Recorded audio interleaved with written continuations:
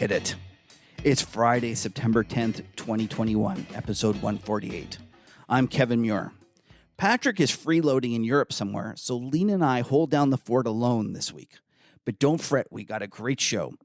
First up is Lyn Alden, where we get an update on what Lyn feels is the biggest thing in macro right now. Next up is Brent Kochuba from SpotGamma, where we learn what's happening in the option markets and why the apes don't want to be his friend. And finally, fan favorite and rock star hedge fund manager Harris Kupperman finishes it off with this month's installment of Kuppy's Corner. So stick around, we got a great show. It's our great pleasure to welcome back to the show Lyn Alden from Lyn Alden Investment Strategies. Thanks for making time for us. Always happy to come here. Yeah, Nice no, to see you. it's a lot of fun. We squeezed you in because you're going to be taking away for a month. I was away for a month, but you're going away for a month as well, but a little more exotic than what I've done. Where are you off to? Oh, I'll be going to Egypt for the next month. Looking forward to it. Oh, that's great. Now, are you from there, or do you have family there? I have family there. I'm not from there personally, no. But I go there sometimes to visit family and friends. Oh, well, that's terrific. And have you got anything planned, or are you just trying to relax and detune? So most of it is just kind of, it'd be almost like a workcation because I'll still, I'll be there long enough that I'll still be working, but there will be like sub vacations within the trip. So sometimes I go to resorts in the area, but for the most part, it's just kind of a normal life. Okay, the workcation with resorts. That sounds like my kind of workcation. I sign me up for that. Okay, you were kind enough to send us a great chart deck, and for those who might not have it, make sure you sign up at themarkethuddle.com to get these charts in the future. The first one is the trade deficit. And you have a theme that's running through all these. Why don't we just jump into it and tell me what that theme is and what it might mean for markets?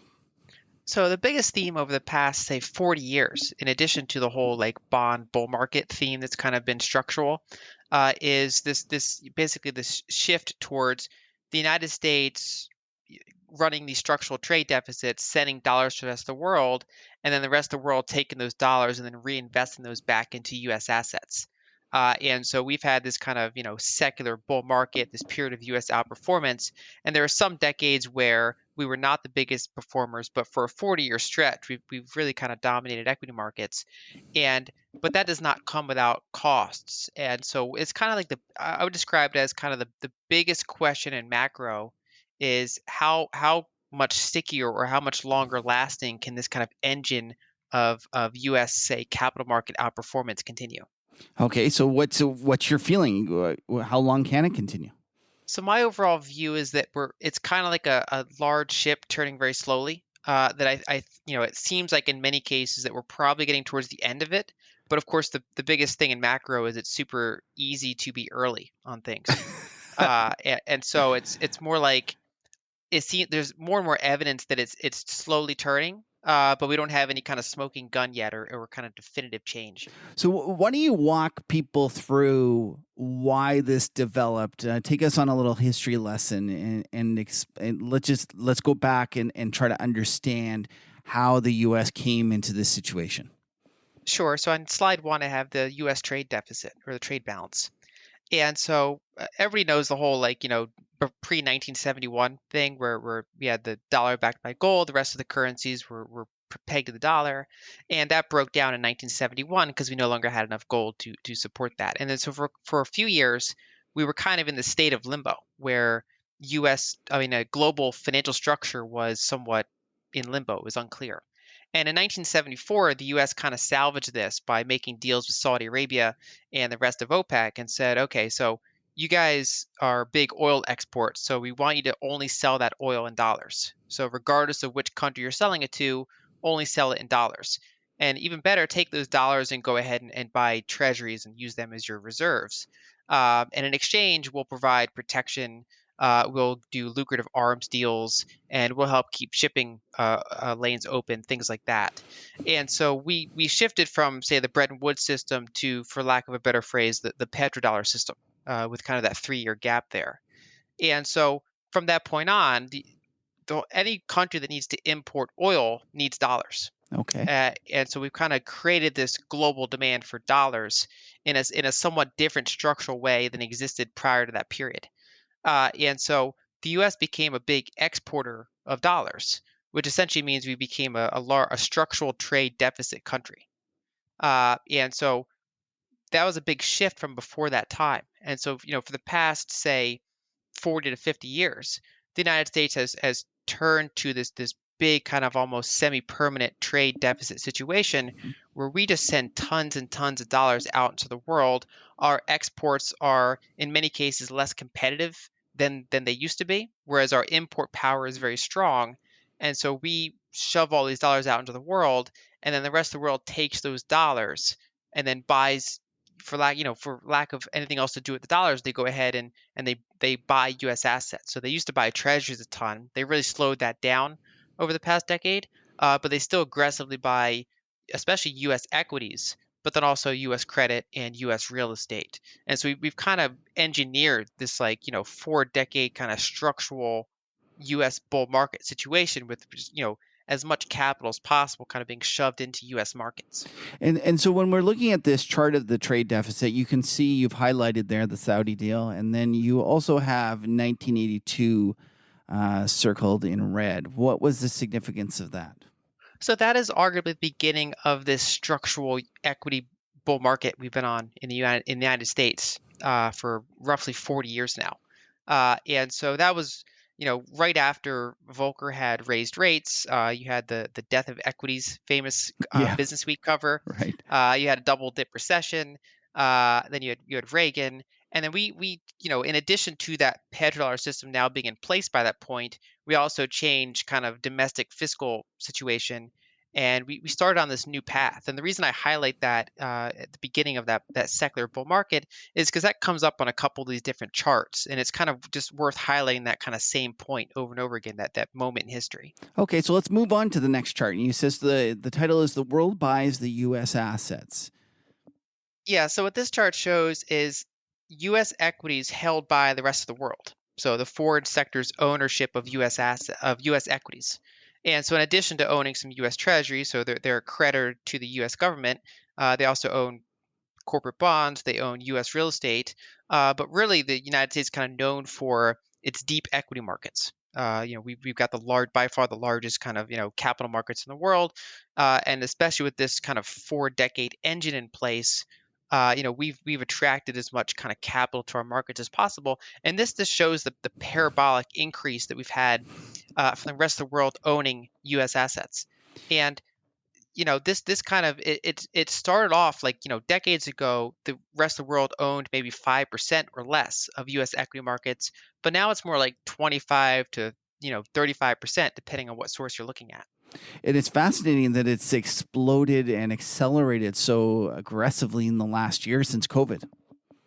Yeah, it's like a lot of places, for lack of better places to put capital, and because the United States is, as the previous chart showed, our trade deficit also blew out over the past year, and so we've sent extra dollars overseas, and a lot of those just wound back up, invested in our equity market. And it's one of those things where that sounds really good. The idea of the rest of the world wants to invest in your equity market. That sounds like a great thing. But the other side of that equation means that the United States is increasingly selling parts of its productive assets to the rest of the world. So we are increasingly owned by foreign entities. So our corporate sector, our government creditors, owners of our real estate market is increasingly being owned by the foreign sector rather than by Americans. You know what's fascinating about that as well is that occurred, and yet the dollar's gone down, but it hasn't gone down that much given the let's just say dramatic move in the trade deficit and the amount of U.S. assets that everyone's owns. Yeah, I mean, 2020 we saw a big kind of the United States did more fiscal spending, had a larger percent increase in broad money supply than most other countries. So we saw a pretty big dip in the dollar. In 2021 has been more the story of kind of sideways consolidation, where there's been less extremes, and I think part of that has to do with timings around the virus and things like that. And so, obviously in the past few months we had the Delta variant that particularly hit Southeast Asia, for example, whereas the United States was, for a little while less hit by that. We also saw obviously China did this giant crackdown on its equity markets, and so it's one of those things where a lot of capital seemed to have just fled to U.S. Equity markets as opposed to these other things. Yeah, I actually noticed there was a little while there. It seemed like the U.S. equity market was almost inversely correlated to the Chinese equity market, meaning the dollars, you could see them flowing out of China in the Asian session and then flowing back into the U.S. at the other session. Yeah, that's happened with equity markets. It also seems to have happened actually if you look at say Bitcoin and other digital assets, you see a lot of selling in Asian hours and a lot of buying in Western hours. Yeah, which would be I've been meaning to ask you this because if you think about Bitcoin and one of the narratives going around in terms of the Bear Square is that it's just a vehicle for wealthy Chinese to get their money out of China.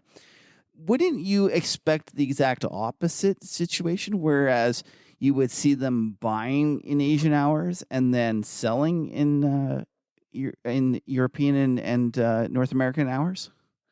You would think so. And I mean, there's different kind of qualification on market structure. So I do think there is something to that. And that's also partially why I think China cracked down on it. So there's a lot of Bitcoin mining in China, which essentially means that domestic producers were converting Chinese fiat and resources into mining Bitcoin that was non KYC'd.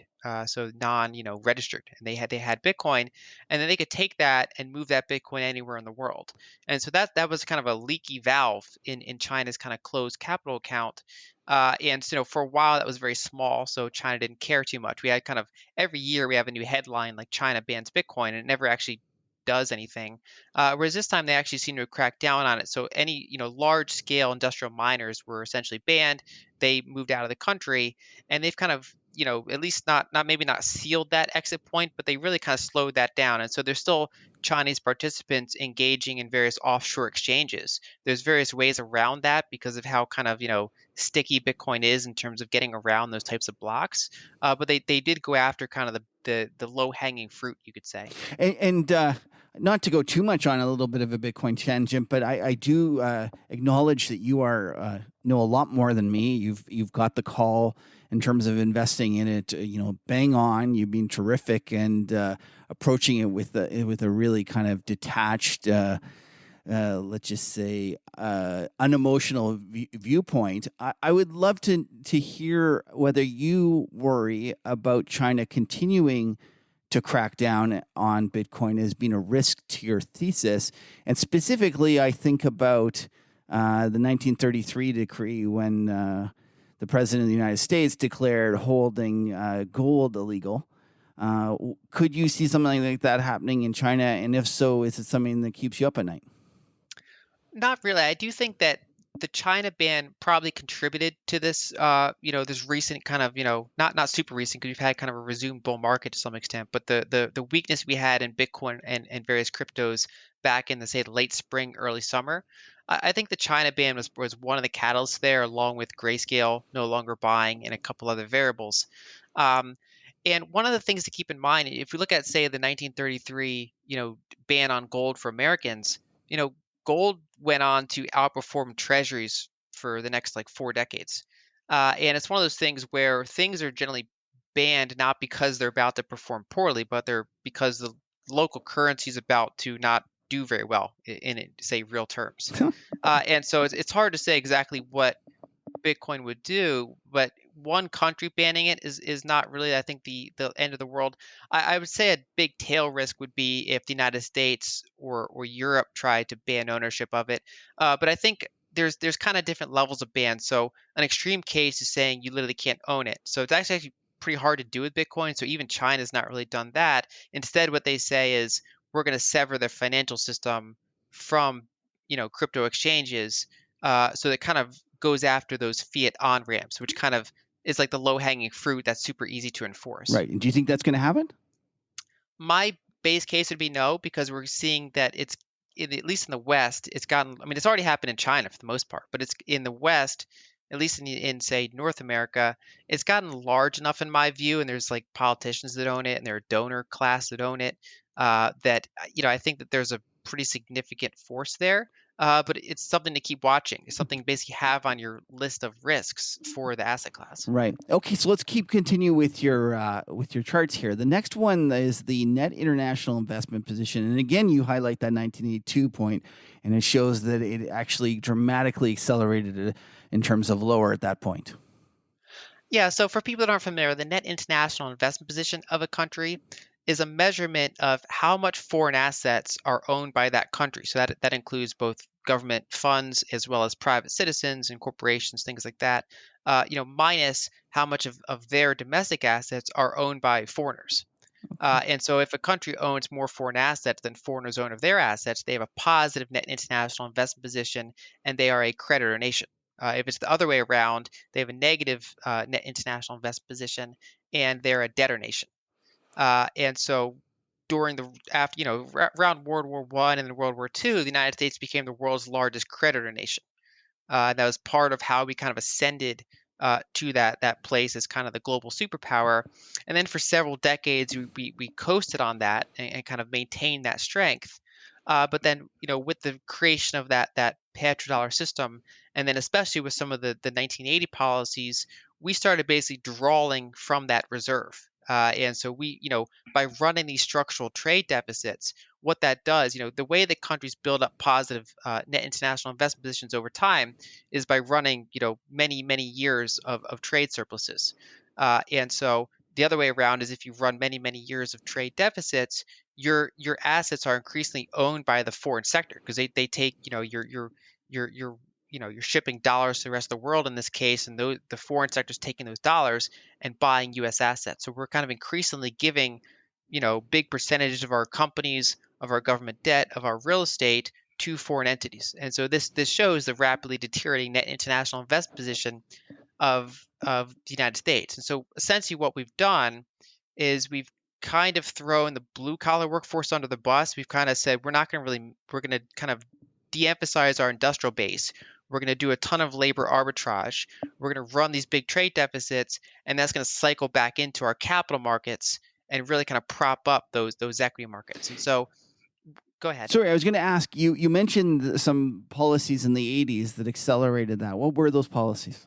I mean, partially that was that tight monetary policy combined with loose fiscal policy.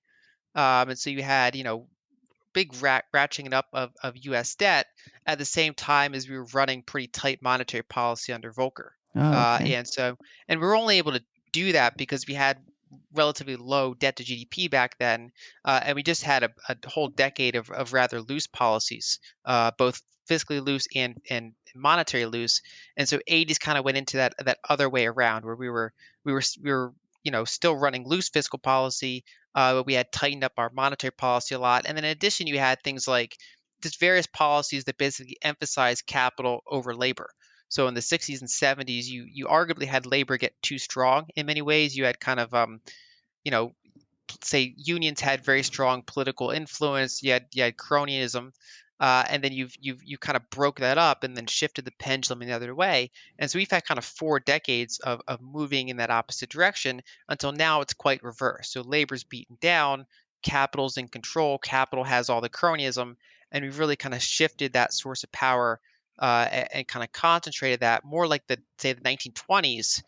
So it's kind of this big history of pendulum swinging back and forth between labor and capital, and that was kind of a turning point. Was like the early 80s. And wouldn't you like? I look at President Biden's speeches, and I've never heard mentioned of unions so much in any president before, or at least any president that was talking about unions in a good way.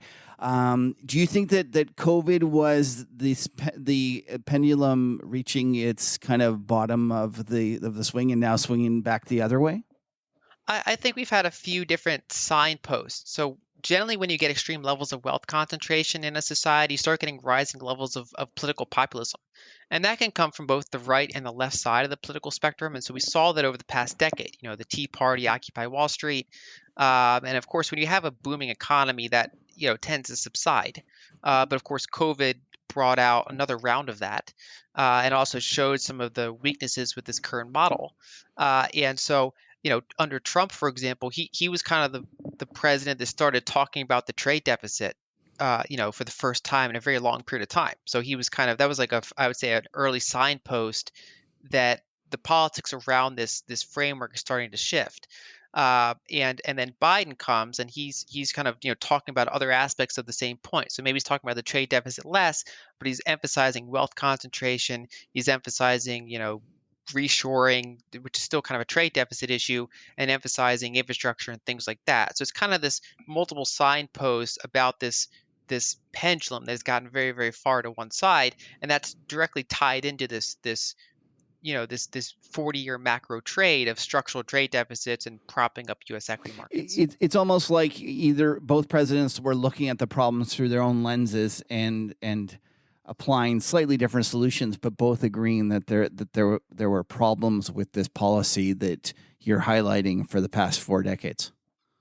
I think that really describes the whole political polarization well, where just about everyone realizes there's a problem, but people have different thoughts on exactly what that problem is or how to fix it. Right. Okay, so let's go to this next. It's a table actually, and it's creditor, debtor countries, and you go through and you list all the different levels, and I guess this is going back to your net international investment position. Yeah, so that last chart, slide 3 showed the net international investment position over time of the U.S., but it doesn't give us much context about how that compares to other countries, whereas this one takes the current snapshot, or a few months ago, and compares the U.S. to the rest of the world. And so this is net international investment position as a percentage of GDP for each, most major countries, about 30 countries. And what we see is that the United States is the second lowest on this list after Spain. And so you have major creditor nations like Norway and Singapore and Taiwan and Switzerland and Netherlands, whereas the United States is far on the downside. So we are by far the world's largest debtor nation in absolute terms, but then as a percentage of GDP, we're also one of the worst. You know what I find kind of interesting about this is you hear all these stories about how China needs our dollars and China's on the ropes, and then you look at this and they're actually China is a creditor. Yeah, they are a creditor. It's actually that's the thing about the way this works and why there's like a feedback loop where there's that statistic from the BIS that says that the rest of the world owes $13 trillion in US dollar denominated debt. And the tricky thing is most of that's not owed to the US. It's actually owed to other countries. So a lot of US debt is ironically owed to China. They take some of their dollars from their trade surpluses and they lend them to countries in Africa and South America and Eastern Europe and things like that. So that's one. And then two, so they have all this dollar liability, different countries, but then the rest of the world owns something like 40 or $45 trillion in US assets. And so if they ever come up short for dollars, like if trade dries up due to something like COVID or a recession, and they suddenly need dollars, they can sell U.S. assets to get dollars. And so we saw that happen back in say March 2020, where we had that dollar squeeze, and so you started to see the forward sector selling treasuries in order to get dollars, and so that forced a feedback function where the Fed had to come in and just do $1 trillion of QE and buy $1 trillion of treasuries in 1 month to kind of reliquify the market, and it hasn't stopped yet. Yeah, it's kind of fascinating because it's one of these things that by becoming that deal in 1970, whatever it was, in terms of agreeing to price the oil in U.S. dollars and becoming, in essence, the reserve currency of the world, you almost have to do this because for trade to continue and for trade to expand, you need to allow more liquidity. And so isn't this just to some extent what you'd expect in terms of any country that chooses to be the reserve currency? In a sense, yeah. I mean, that somewhat goes back to the Triffin dilemma proposed, decades ago, but it also partially has to do with the structure of how it is. And so the UK had this problem to some extent before the US, and now the US has it. And so it is partially just based on having the reserve currency, and it shows that it doesn't come with no cost. And so essentially, what you could describe it as is that the United States, in some way, sacrificed part of its domestic vibrancy, kind of hollowed itself out in some ways in order to extend our global reach, kind of basically hold up America the empire at the cost of kind of America the country. And so the big thing we get out of this, we have more global reach, we have more military reach, we have more influence. We can sanction everyone because they're all kind of going through our dollar-based pipes. But it has come out of this cost of this kind of structural trade deficit and the hollowing out of U.S. manufacturing. And I guess no chart shows this better than the next one, which you call labor arbitrage. And there it becomes very clear why you've chosen 1982. Why don't you explain to people what we're looking at here? Yeah, so this is a pretty famous chart that a lot of people kind of point out, and it shows that, prior to the early 1980s, U.S. labor productivity and U.S. labor compensation went up in lockstep. So the more productive the U.S. workforce got, their wages went up. But then starting in the really early 80s, with now the petrodollar system was in place, and also we had the 1980s kind of policy changes, we disconnected that. And so you saw this giant disconnect where labor productivity kept increasing linearly, whereas wages went flat. And if you do this same kind of chart for Europe or Japan, you won't really see anywhere near this size of a disconnect. It's mostly a U.S. phenomenon. And that's because we did a greater extent of labor arbitrage than the rest of the world. So many developed countries outsourced kind of low margin industries to the rest of the world, like, textiles and things like that. But the United States went further. We outsourced a lot of our skilled manufacturing to the rest of the world to a greater extent than many of our developed peers. So, Europe's not running trade deficits. Japan's not running trade deficits. It's very much a U.S. centric phenomenon.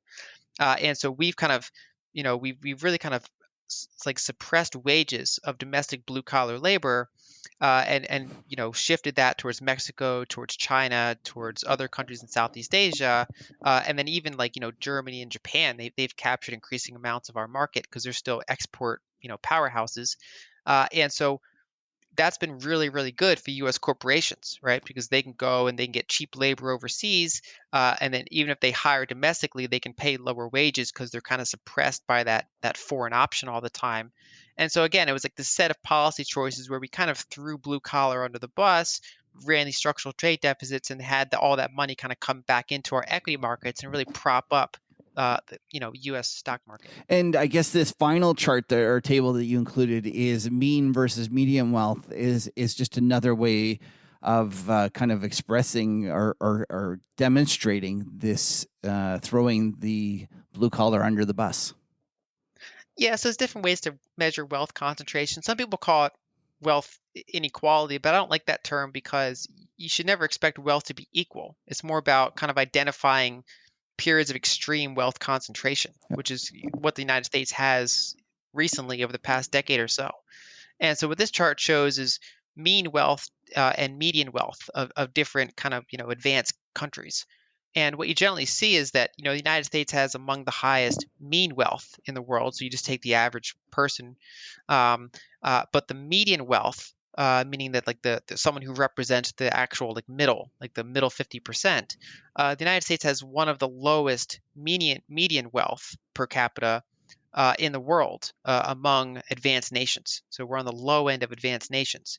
So it's actually surprising to people that a lot of countries in Southern Europe or Asia, their median citizen has more wealth than the median American. And so we have among the highest ratios of mean to median wealth in the developed world. And that was not really present decades ago. But that's been a byproduct of these set of policy choices we've had in place now for 40, 50 years. It's actually shocking to me as a Canadian. I'm sitting here and I'm looking at it. So I'll give the people that are listening to this the numbers. The mean wealth for Americans is 505,000, and I guess that's the second highest. The highest is Switzerland with 673,000. But the median wealth is 79,000 in the U.S., which gives you a mean to median ratio of 6.4. And then in Canada, our mean wealth is significantly less. It's 332, but then our median wealth is 125, which is way higher than the median wealth of Americans. I'm quite surprised. And then the other thing that shocked me about this is, I think a little part of me knew this, but I think I've forgotten, and it's not what I expected. Germany's ratio is quite high. Yeah, Germany always surprised me. It's funny. I've updated this chart for a few years in a row, and actually Germany's number used to be even more skewed. And I actually reached out to, so this data comes from Credit Suisse. Yeah, And I actually reached out to Credit Suisse once, and I asked about that data point. They got back to me right away, to their credit. And so they had changed data sources during one of the years, and they think they improved the data to some extent. And I mean, there's a lot of factors there. Germans have lower home ownership rates than most other countries in Europe. They also rely pretty heavily on say public pensions, so not all the wealth is on their own balance sheet, you could oh, say. okay, yeah, And so, yeah, so I mean, in terms of say the median standard of living, like the someone representing the middle 50%, I do think Germany, the median German's probably higher than the median American. So I think that data point, this is not a perfect right. chart, so I think that data point kind of skews it a little bit. But it is. I've always found that data point kind of the most interesting on that chart, besides the United And States. then the other thing that I find interesting is the Australians are kicking our Canadian butts. The mean wealth is almost the same as the Americans, almost 500,000. Yeah, it's really high. I mean, part of that, both for Canada and Australia, part of it is the valuations of the real estate That's market. right. And so that props up both the mean and the median to a significant amount. And so, kind of like how the rest of the world capital kind of flows into US equity markets, we have that happening on a smaller scale in Australia and Canada for the housing markets. But it's a much less kind of huge structural problem than we have in the United States. Okay, so you've outlined here that how this is the biggest thing in macro, this huge trend that we've experienced over the last 4 decades. And you've highlighted how you think that there's goals or signposts that it might be switching. What would be the way to take advantage of that, and what should investors be looking for in terms of risks to the system from this setup? So overall, we even in this 4 decade period, we've had kind of counter trend moves where the US kind of briefly stops outperforming. So for example, the 2000s decade was an example where emerging markets very much outperformed the US equity market. And actually you saw an improvement in our net international investment position during that time. And so, there are these counter trend rallies.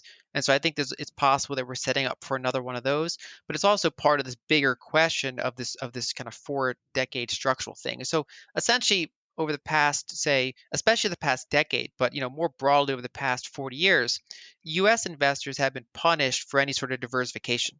So if they own anything other than the S&P 500 or the Nasdaq, it's pretty much been just reducing their return potential. And so it leads people to think, why would I own anything other than U.S. equity markets?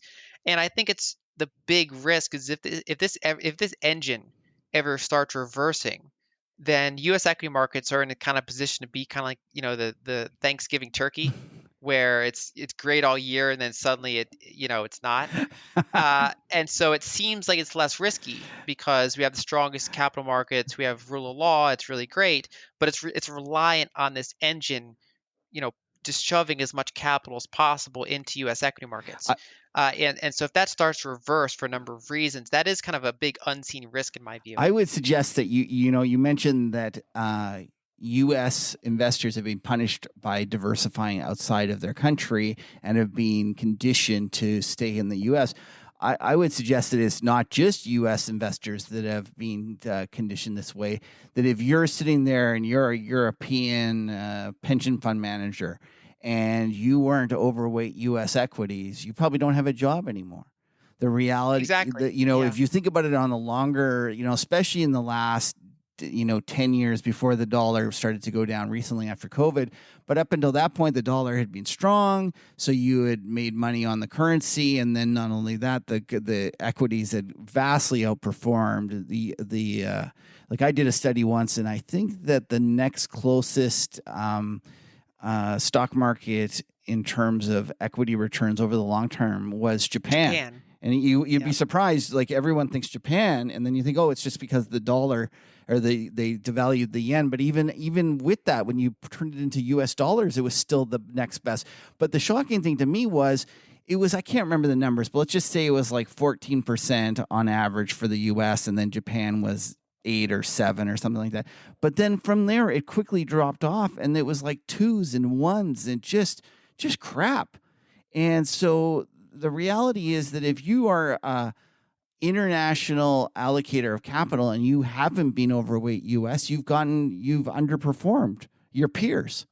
So it's created almost a feedback loop, and not just US investors not diversifying. I think it's also created a feedback loop with international investors all being overweight US. I agree, and it's partially tied to the strength of the dollar. It's tied to a lot of different factors, and also, I mean, just because the United States kind of keeps this engine going as much as possible. I mean, we talked about Trump before because he started identifying some of these problems and kind of tapping into this.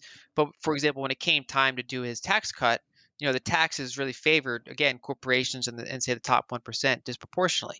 And so if you look at say a chart of U.S. corporate tax rates, the effective tax rates rather than the headline rates, Yeah. it's been this multi-decade downtrend. We keep kind of lowering corporations taxes, and so we've done almost everything we can to really prop up U.S. equity markets at the cost of other things. And so one of the big questions I always think about is I say, what stops this from going on for another 10 years?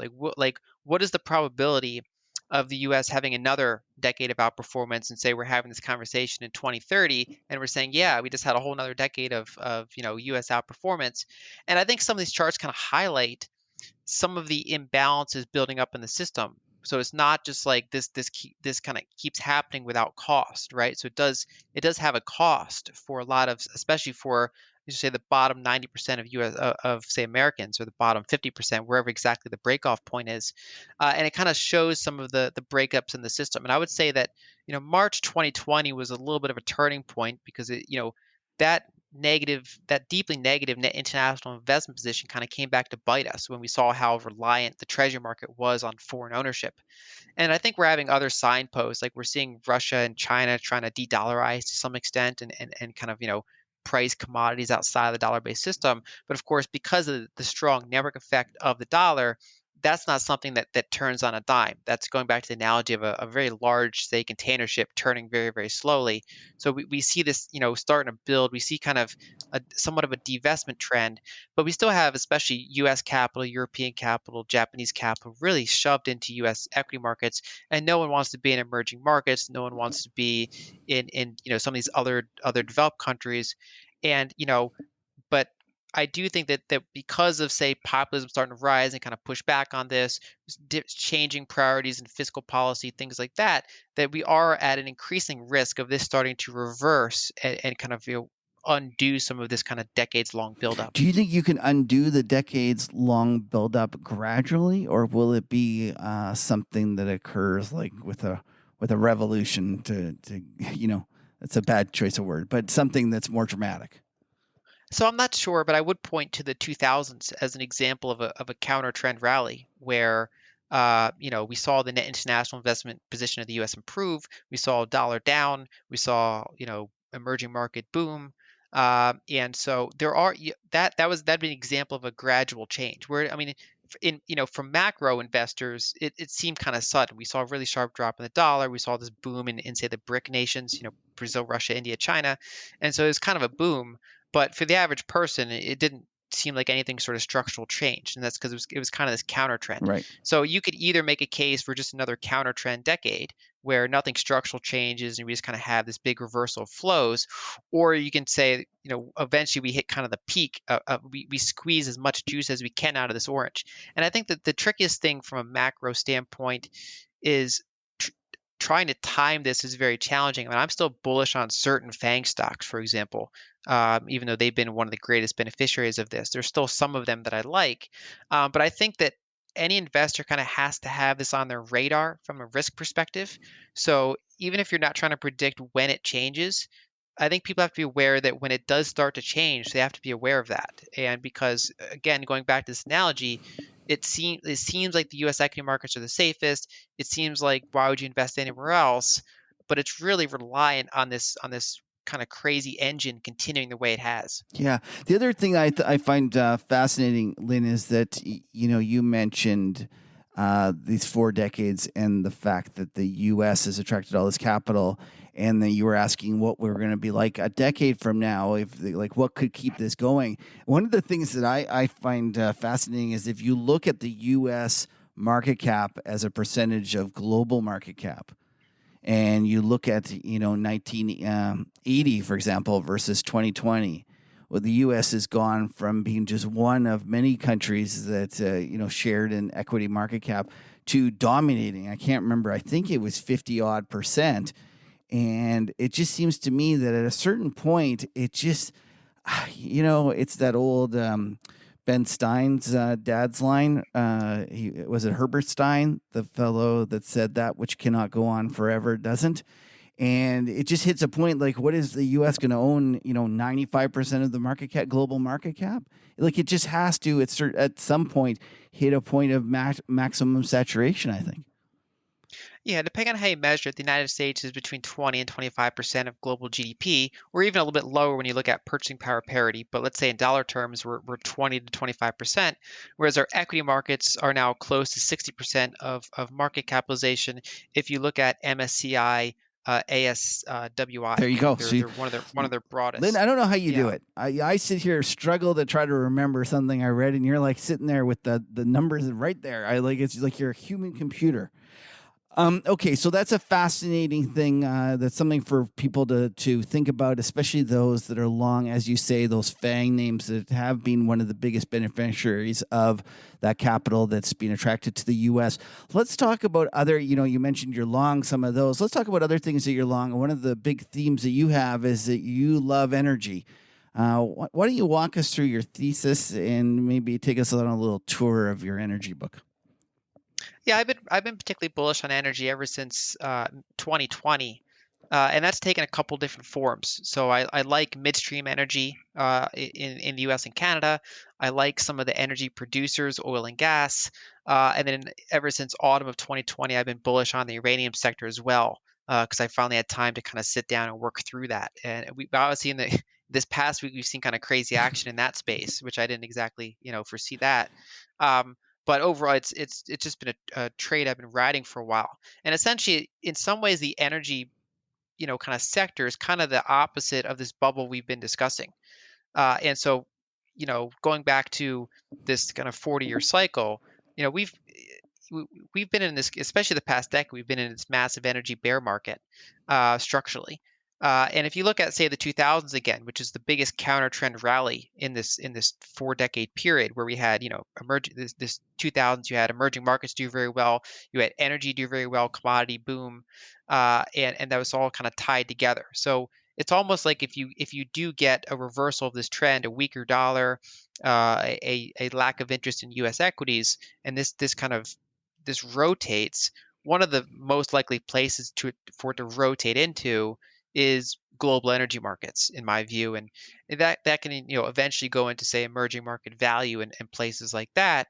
But I think one of the overall kind of best kind of risk reward over, say, a 5-year period from this point is probably energy markets. And so I saw today there was an announcement that Harvard is divesting all of their non-ESG compliant, energy stocks, and you turn around every time you pick up the paper or click into your computer, you see another announcement about some big sovereign wealth fund or some big endowment that's saying they're not going to invest in energy.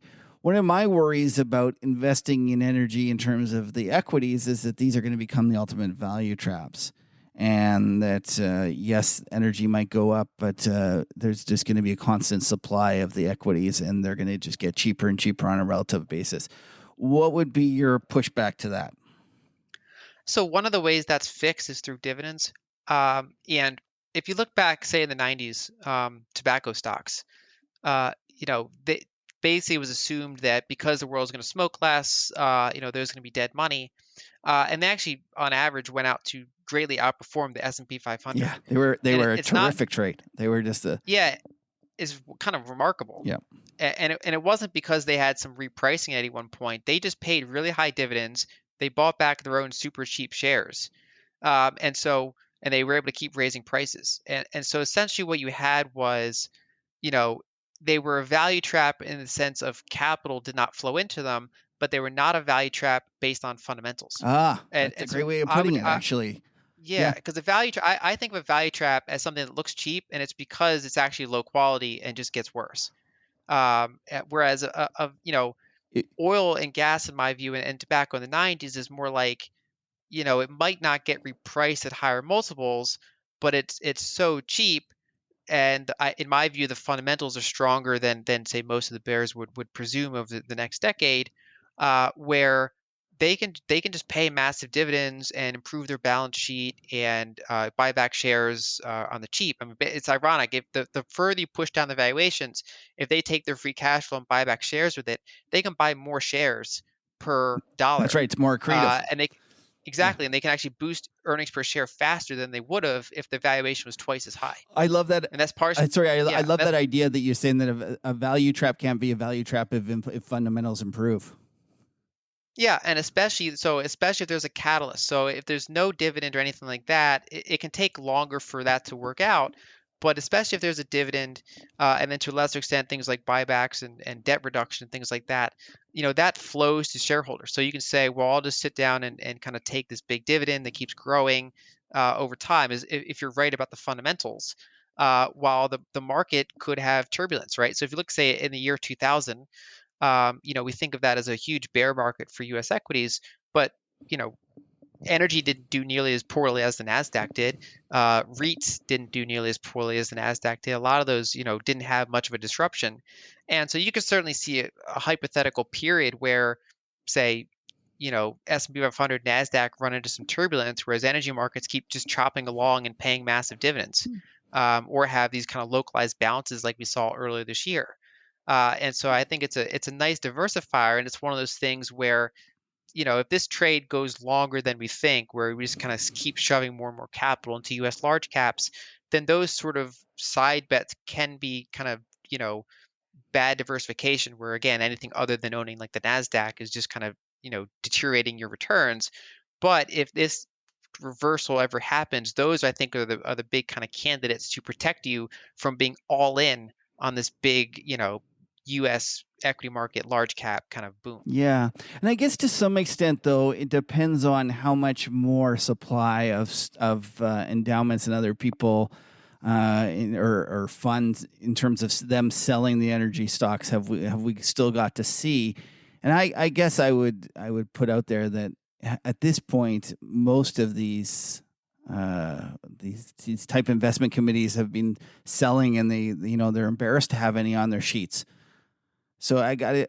Don't you Yeah, think? I've noticed that as well. And in a weird way, I get a little bit bullish when I see that, because it's like, if you look at say energy producers over the past decade, where they had this like lost decade of poor returns, they were just drilling, not being free cash flow positive. Pensions kept funding their misadventures.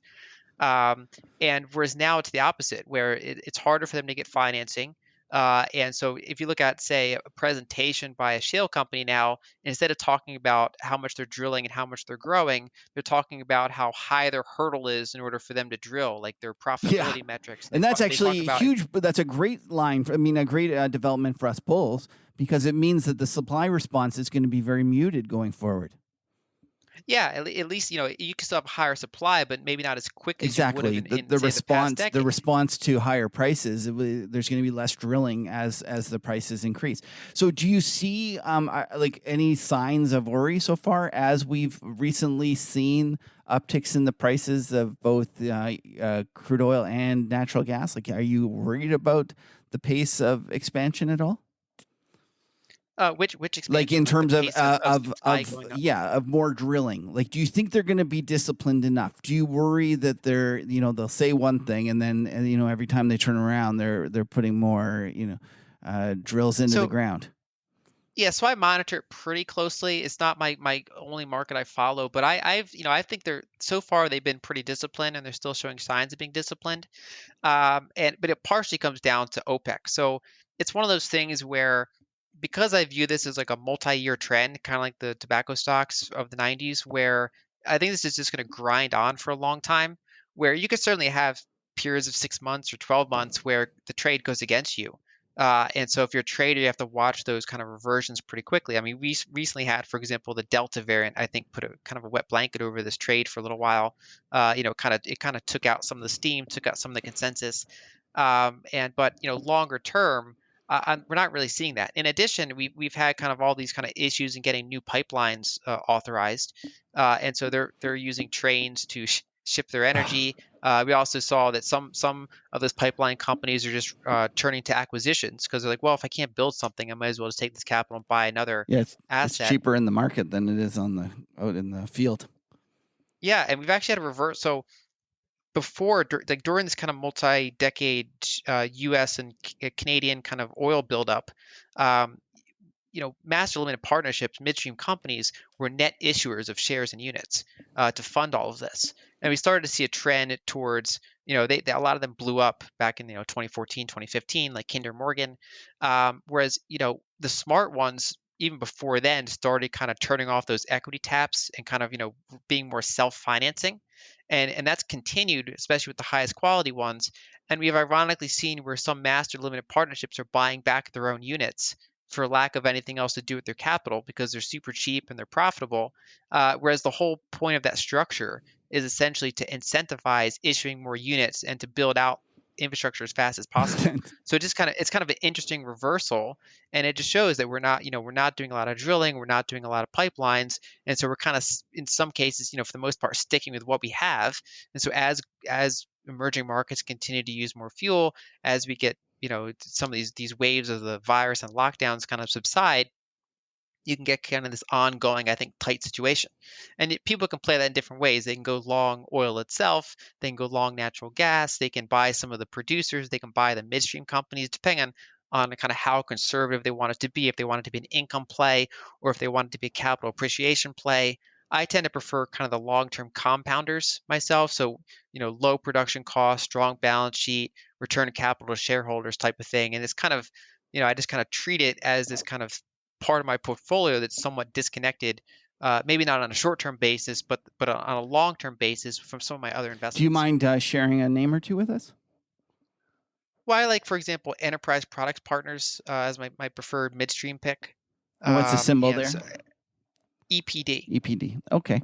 Yeah, and so they've been doing I think they have 23 years of consecutive distribution increases annually. So they haven't blown up in any of these declines. They're also highly diversified. So they're mostly not even crude oil. They're some crude oil, some natural gas. They specialize a lot in natural gas liquids, petrochemicals. They ship to Asia, for example. And so it's kind of this highly diversified energy play, tied into, plastics and home heating and things like that. So it's not like something that's really kind of vulnerable to electric vehicles or anything like that. It's kind of it's one of the most well-run companies. Okay. So I can't let you go without asking, you mentioned the virus a couple of times, and there's no doubt that the popping up of the Delta has probably thrown many macro traders for a little bit of a loop. The kind of the 1920s style 2020s boom that some people were expecting didn't materialize like we thought. Do you have any thoughts about longer term implications about how this COVID has developed specifically over the last month or two with the explosion of the number of cases even amongst vaccinated populations? Well, that's certainly kind of thrown a wrench into it. So the fact that vaccinated people can get it as well, which means that there's no clear end game to this, right? Other than countries eventually. I mean, one thing you can hope over time is that viruses generally become less aggressive as human immunity develops over time.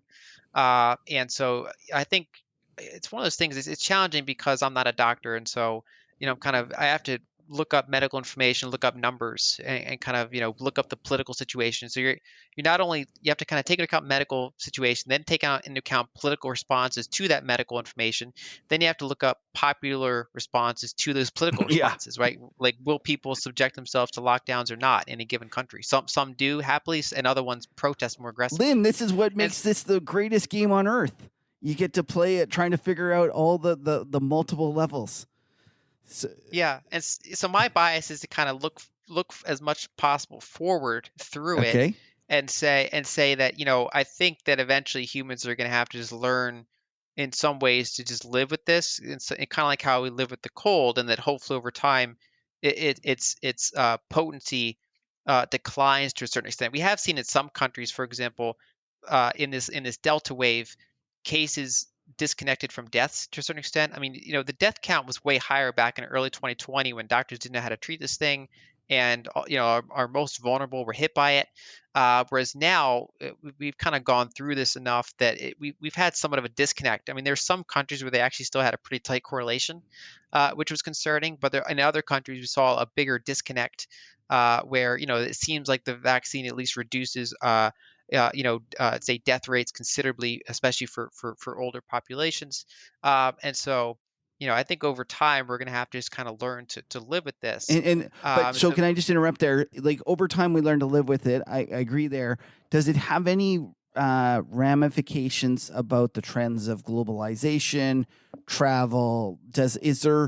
Is there long term effects that you should be as a macro analyst pricing in due to the development of the fact that COVID is more than likely going to be with us for a while?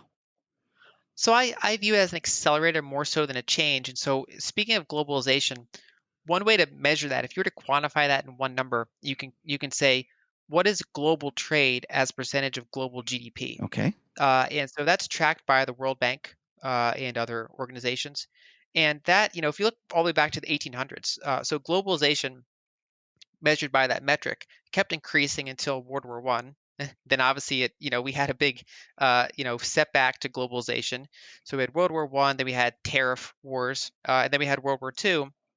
So you had this big kind of a multi-decade reversal in globalization, about 30 years, and then starting in right after World War Two, we started this another up leg in globalization, and that progressed pretty much all the way until 2008, Okay. where global trade as a percentage of global GDP reached about 60%, which is really high. And since then, it hasn't reversed, like it hasn't sharply gone down, but it leveled off and went slightly down. So now we're like in the upper 50% range. And so, in my view, there's a good case that globalization has peaked, and that now we're kind of grinding sideways and talking about reshoring. And one way to put it is that especially the past 25 years, ever since the mid 90s, with this kind of this latest globalization boom, we've really kind of sacrificed resiliency for efficiency. Okay. And for a while we were not punished for that, and so that was part of that labor arbitrage I talked about, where we said, well, why would we employ skilled American workers when we can get someone in Mexico or China to do the job just as well? And sure, we have some risks related to geopolitical issues and say shipping times and shipping constraints and things like that, but compared to how much we're saving, that's worth it. And so we sacrificed resiliency for efficiency. But that we got so fragile, in my view, that now this it was already starting to cause political issues, right? So the whole populism we talked about, and Trump was talking about the trade deficit before the virus, but then the virus comes along and we have all these supply chain issues and shipping costs skyrocketing. And if China closes a port, suddenly we're like, well, how are we going to get microwaves, Yeah. right? So like it just kind of trickles to everything. I mean, Toyota had to cut production of their cars by 40% in a month because they weren't getting enough semiconductors. And you have some countries are reliant on medicines from other countries, and then especially as you have political tension between China and the U.S. Continuing to heat up in kind of this kind of, you can call it a Cold War type of environment.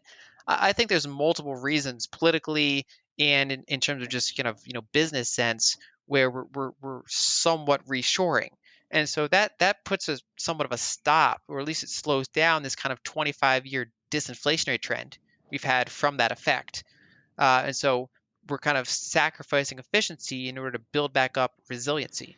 And so that's an argument for maybe stickier inflation than some of the most staunch disinflationists might expect. Well, that's a great way to end it. Lyn, it's been a real pleasure having you on the show. Why don't you tell people where they can find more about your great letter and your great service?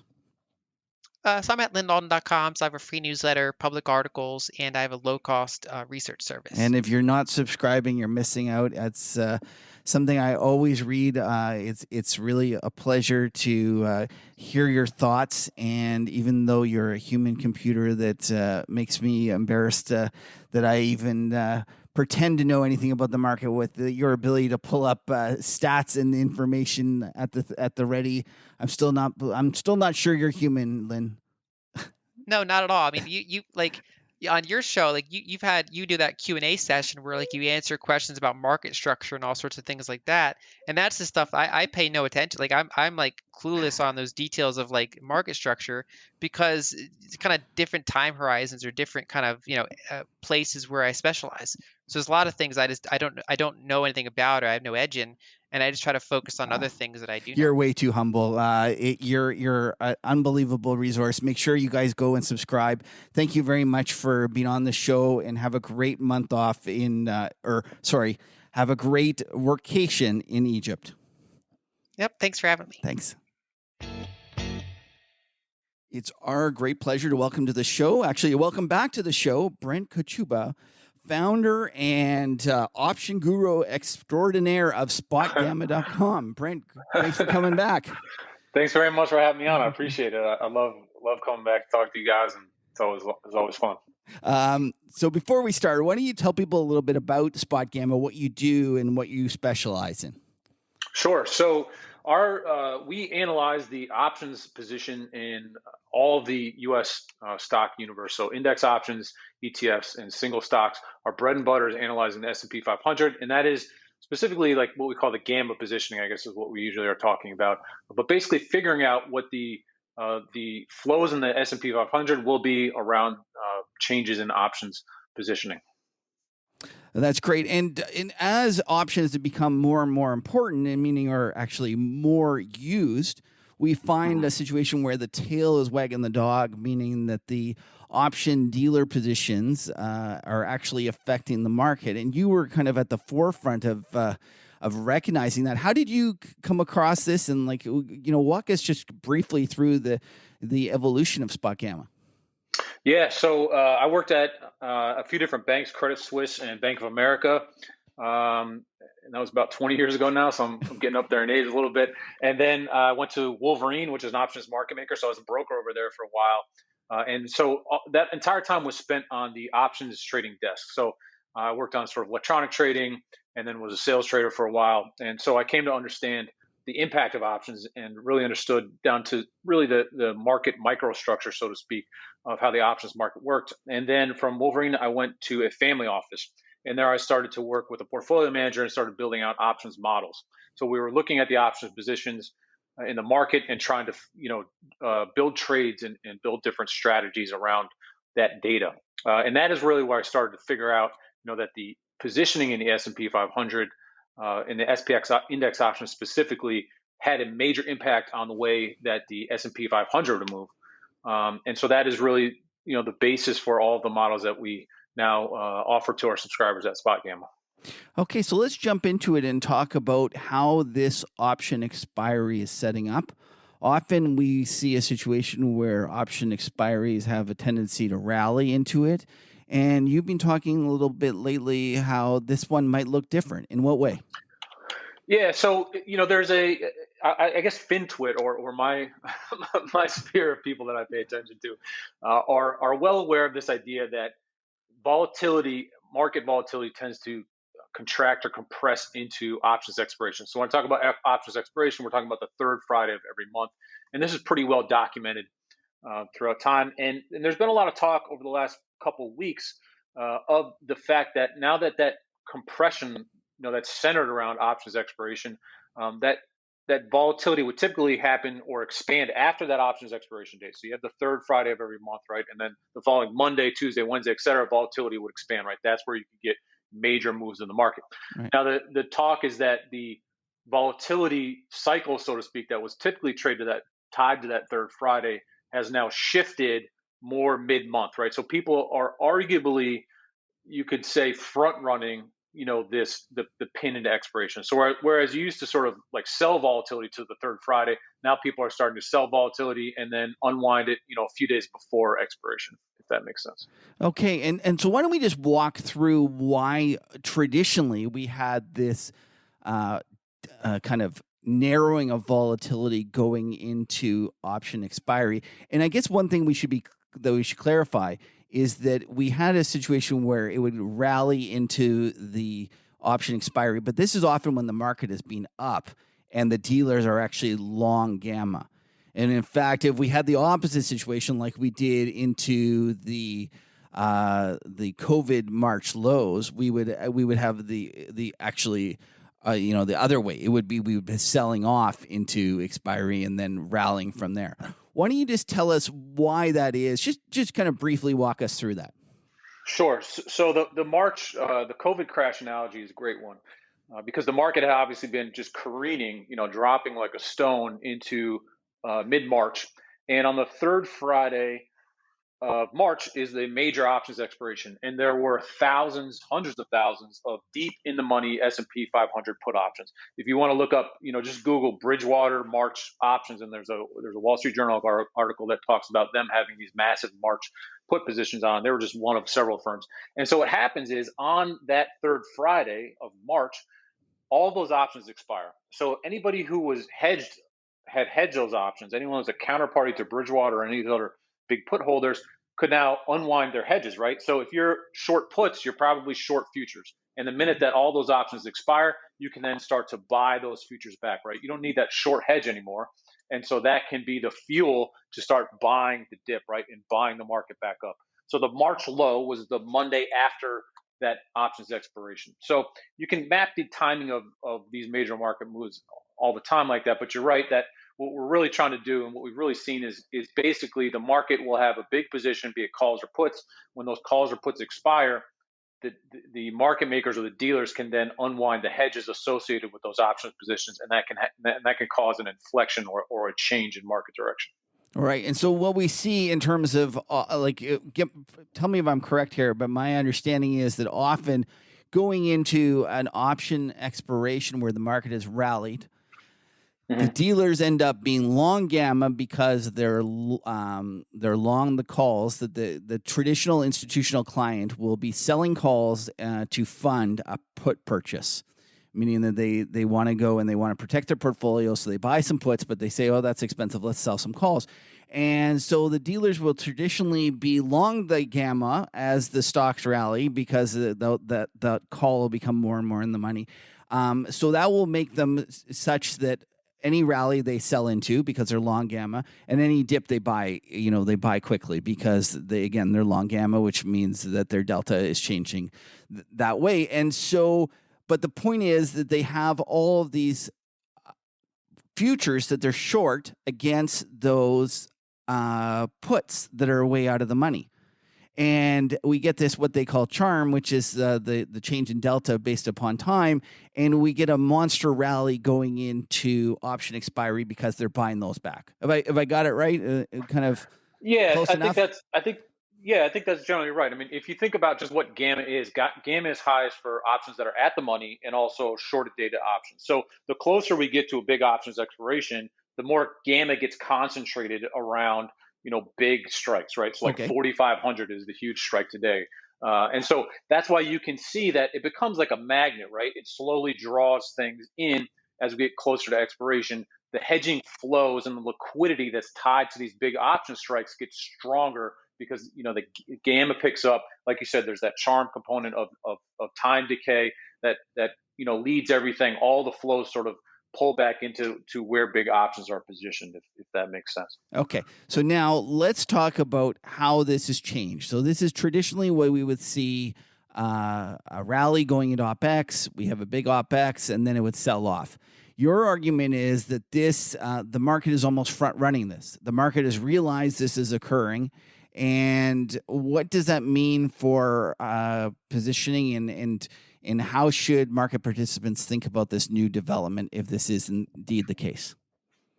Yeah, and I'm not sold on the idea necessarily that people are front running, but it's clear to me that the dynamic has changed.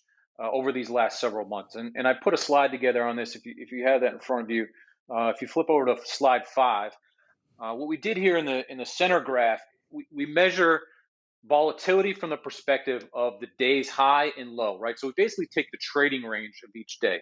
And if you believe that gamma is a major component of movement in markets and of volatility, then as we get closer to expiration, then we should see a tighter trading range in the day, right? Because if the market starts to drift up a little, dealers will sell futures, and if the market drops a little, they'll buy futures back, and that'll pin us to a certain level, right?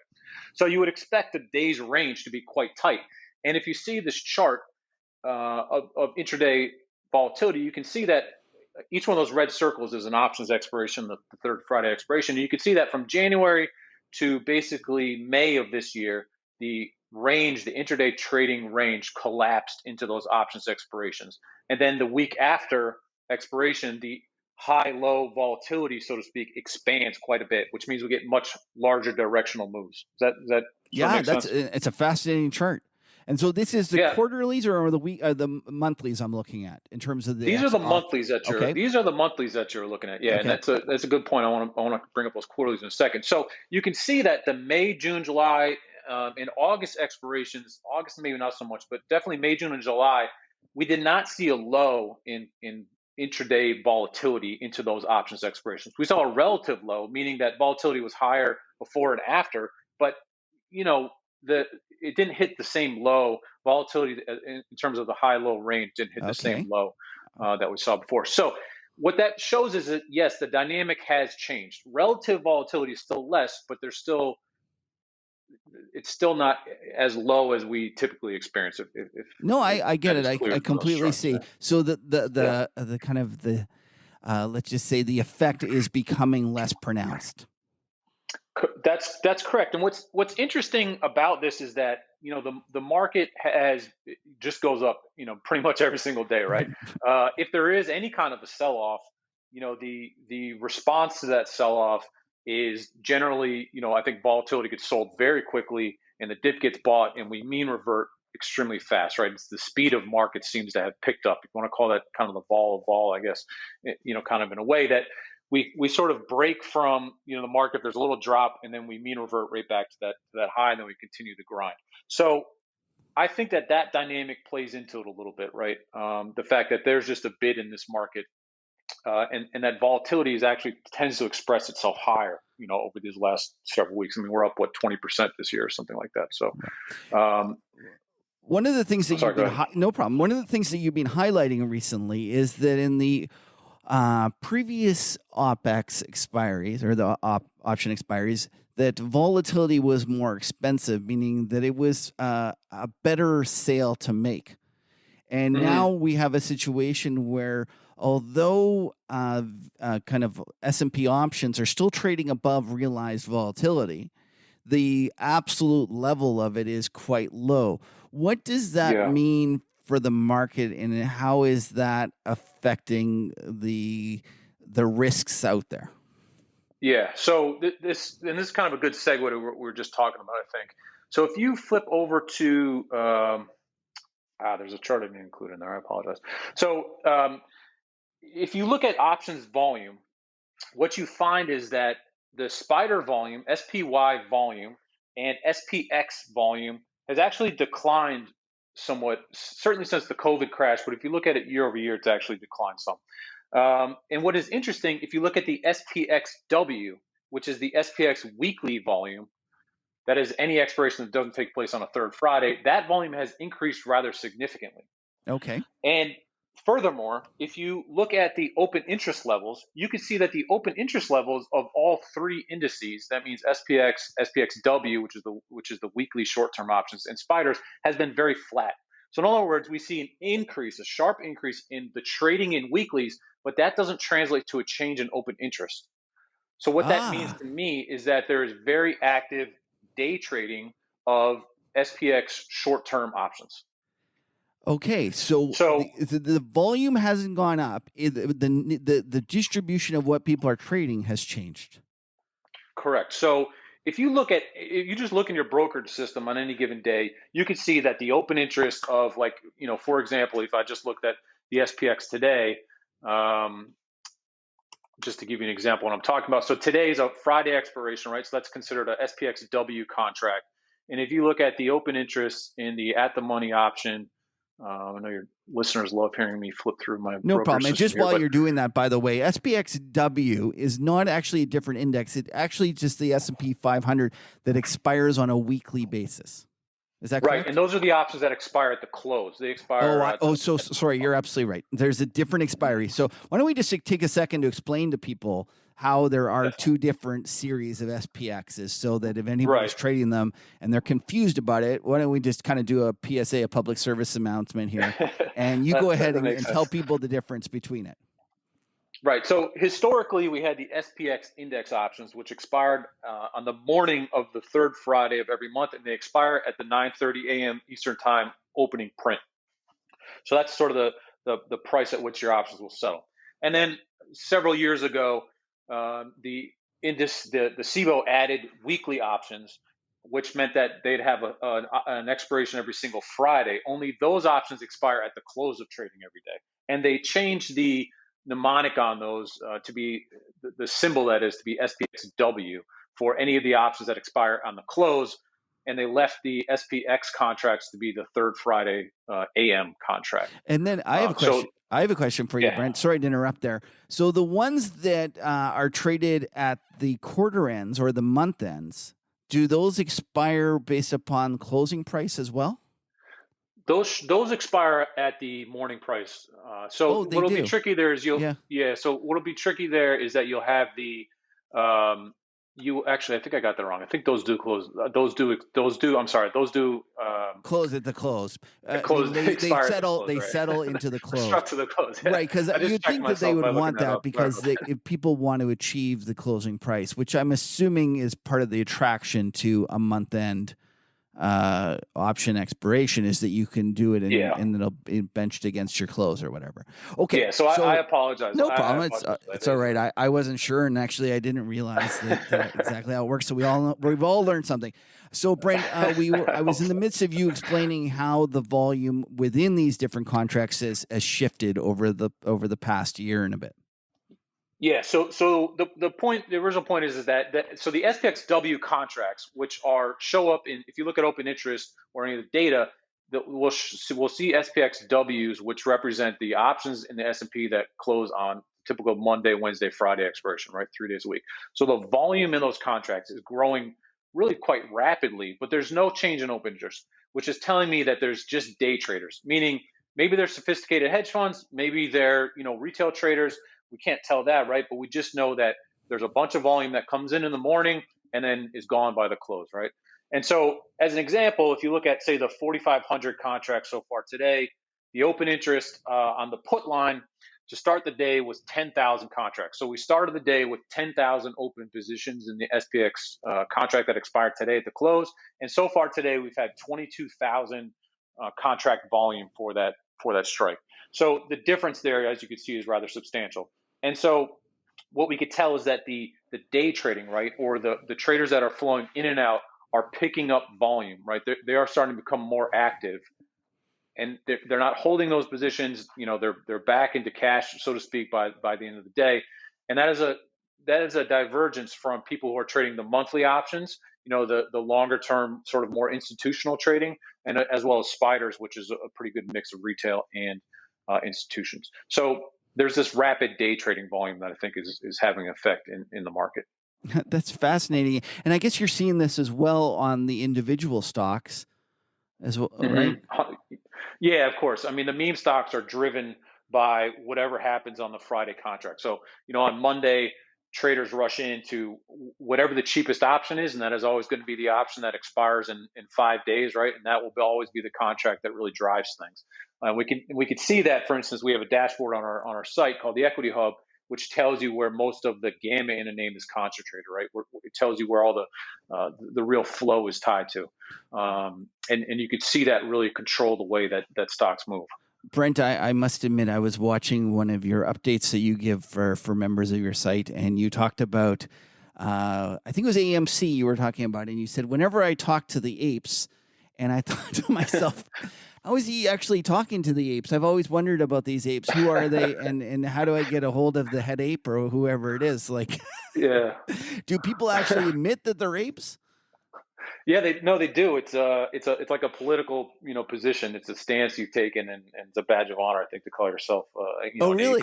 Oh, or one so of the like holders of these it's something they want to be, and so they will tell you, I'm a Yeah, full blown AMC ape. Are they interested in your site? Do you find the apes subscribing and stuff, or are they just like YOLO? I'm buying as many as I can. Doesn't matter about the vol. yeah. They're the true apes are in the YOLO camp, and they don't, they're entrenched, and they don't really want to hear, anything that goes against, their views really at all. So, I posted up a video about how AMC moves and how you can tie that into this Friday expiration, every Friday's expiration. And my suggestion was, if you're a long-term holder, here's an interesting way to sell options and get some yield, on your holdings. And they don't want to hear anything about You were about not that. I got popular in the some ape emails and community. comments. No, I guess about I'm trying to help you, and I'm called a shill and all this sort of stuff. And I said, I have no dog in this fight, really. But it's kind of interesting. And what to me is funny about it is, and I know we're getting off on a tangent. I know, but it's fun. But yeah, the guys who have that really cater to this crowd have really massive followings. It's pretty interesting. They'll have 50, 60, 70,000 people watching their, YouTube live sessions where they talk about, today's the day to buy AMC. And a lot of what they talk about is basic sort of technical analysis, right? And they have some conspiracy theories around, how Wall Street or bigger banks or Citadel and the like are suppressing the price of these products.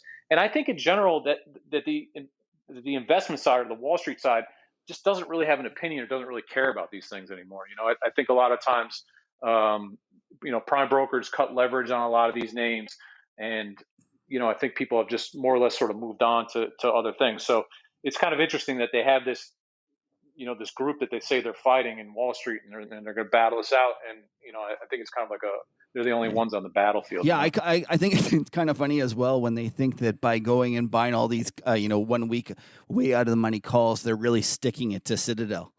And I'm like, I'm not sure. Like, I don't know, but my guess is Citadel's having the year of their lives in terms of all these option flows and all these kind of 1 week. Anyways, let's get back to the S&P 500, and we were talking about the fact that volatility has come way in, and that we have a situation where the premium you get by selling these short-term calls or puts on the SPOs hasn't been lower in the last little while. And what do you think that kind of portends for the market going forward? Right. So if you look at realized volatility in the S&P, and I have that slide here on that graph on slide 4, it's approaching a lower bound right now. 2017 was the low, in the last 10 years. Certainly, I think there was a point where the S&P, right around October 1st, hit a realized vol of 4. I think it even broke that a little. It was like 3.85. So that was the most boring year of my life, watching that market every day. What do you tell people what realized volatility is? Just kind of realized vol is a measure. I didn't mean to talk over here. No problem. Realized volatility is a measurement of how much the market is moving over the last 30 days. Okay. So, a realized vol, the historic low in 2017, which was when the market didn't do anything. Every single day, it just, bled and dripped and dripped. So we hit the ultimate low in realized vol, which is saying us the littlest or the lowest amount of movement in the S&P 500 in the last 10 years was kind of right in the Q4 of 2017. And you can compare that to March of 2020, which was the high of realized volatility, which hit almost around 100. So that's what, how much volatility realized simply means how much has happened. Right. Okay. Right? And that should have an impact on future volatility, which is what we would call implied volatility. And so when you're measuring options, you'll see, okay, this option has an implied vol of 11. That's how much vol I think is going to happen, over the next period of time. And I might compare that against realized volatility, which is how much the market has moved. Because obviously, if we're in the middle of the COVID crash and the market is obviously whipping around like crazy, realized vol is going to be very high. So that probably means that implied or future volatility, or what people expect is going to happen, they're also going to be looking for larger moves, right? Right.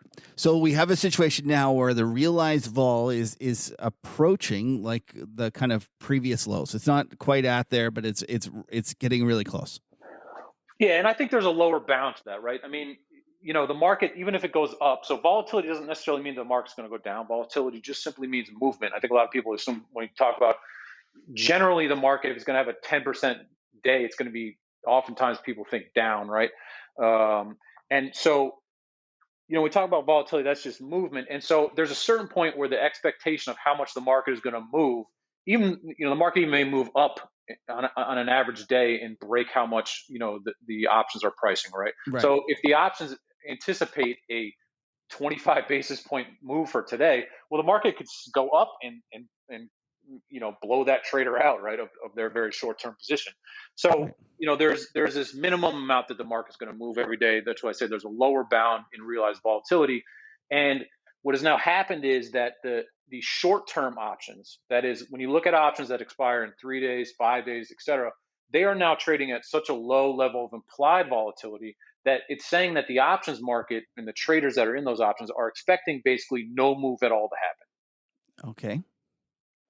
So all it would take to blow those traders out would be a pretty average, historically average move. So like you think about today, for example, the S&P is down, what is it down? About 50 bips, right? So what I think probably happened today is we had the market opened, and all of a sudden everyone wants to come in and they want to sell the options that expire today. They all jockey around and they want to sell the 4,500 put, right? The market opened, it went up to 4,520. There's probably a bunch of people who want to sell the same day call, the call that expires today. And then there's a bunch more people that try to sell those puts on the same day, right? They're betting that the implied volatility for today on a very short-term basis is going to be very low. And so to blow those traders out of their position takes a very small move. Whereas kind of 3 months ago or 6 months ago, they were getting a higher amount of premium for those puts or calls they were writing, and therefore there was more kind of edge in it. That's exactly right. So if you look at slide 2, I show this chart, which is implied volatility from 2017 up until today. And then what we look at is the 25 delta, any call or put that was a 25 delta, and we show you every option from a 5 days expiration up to 30. And what you can see is that there's a lower bound to that volatility as well. And the short-term options, that is the options that expire in 3 to 5 days, they've hit that lower bound, right? It's the same. The short-term options, they price vol at the same price that we had more or less as it was in 2017, right? Which was the record low of realized vol. But what the difference is today is that we actually have longer dated options, which is 30 days expiration. They still have a pretty healthy bid there, right? The volatility of those longer dated options is still fairly robust, right? So in other words, traders 30 days out are expecting a lot of movement, but traders 3 days out are expecting nothing to happen. Ah, that's interesting. Okay, and so how does this all tie together with the upcoming OPEX? And I think you've talked about that. Let's talk about actually for even past OPEX, all of September is actually setting up in kind of an interesting way. Yeah, so we wrote a pretty extensive article on our website, which talked about the fact that we're anticipating a major move lower in the market. And the reason that I'm anticipating that is strictly based on this options positioning of these short-term traders that are selling options at very low prices, right, at a very low implied volatility. And it's very simple to blow those guys out, right, and to flip the script on them. So if we go back to how market makers are positioned, if you think about it, when I sell an option that expires on Monday, right, if I sell a put to you, you're the dealer, you bought that put, right?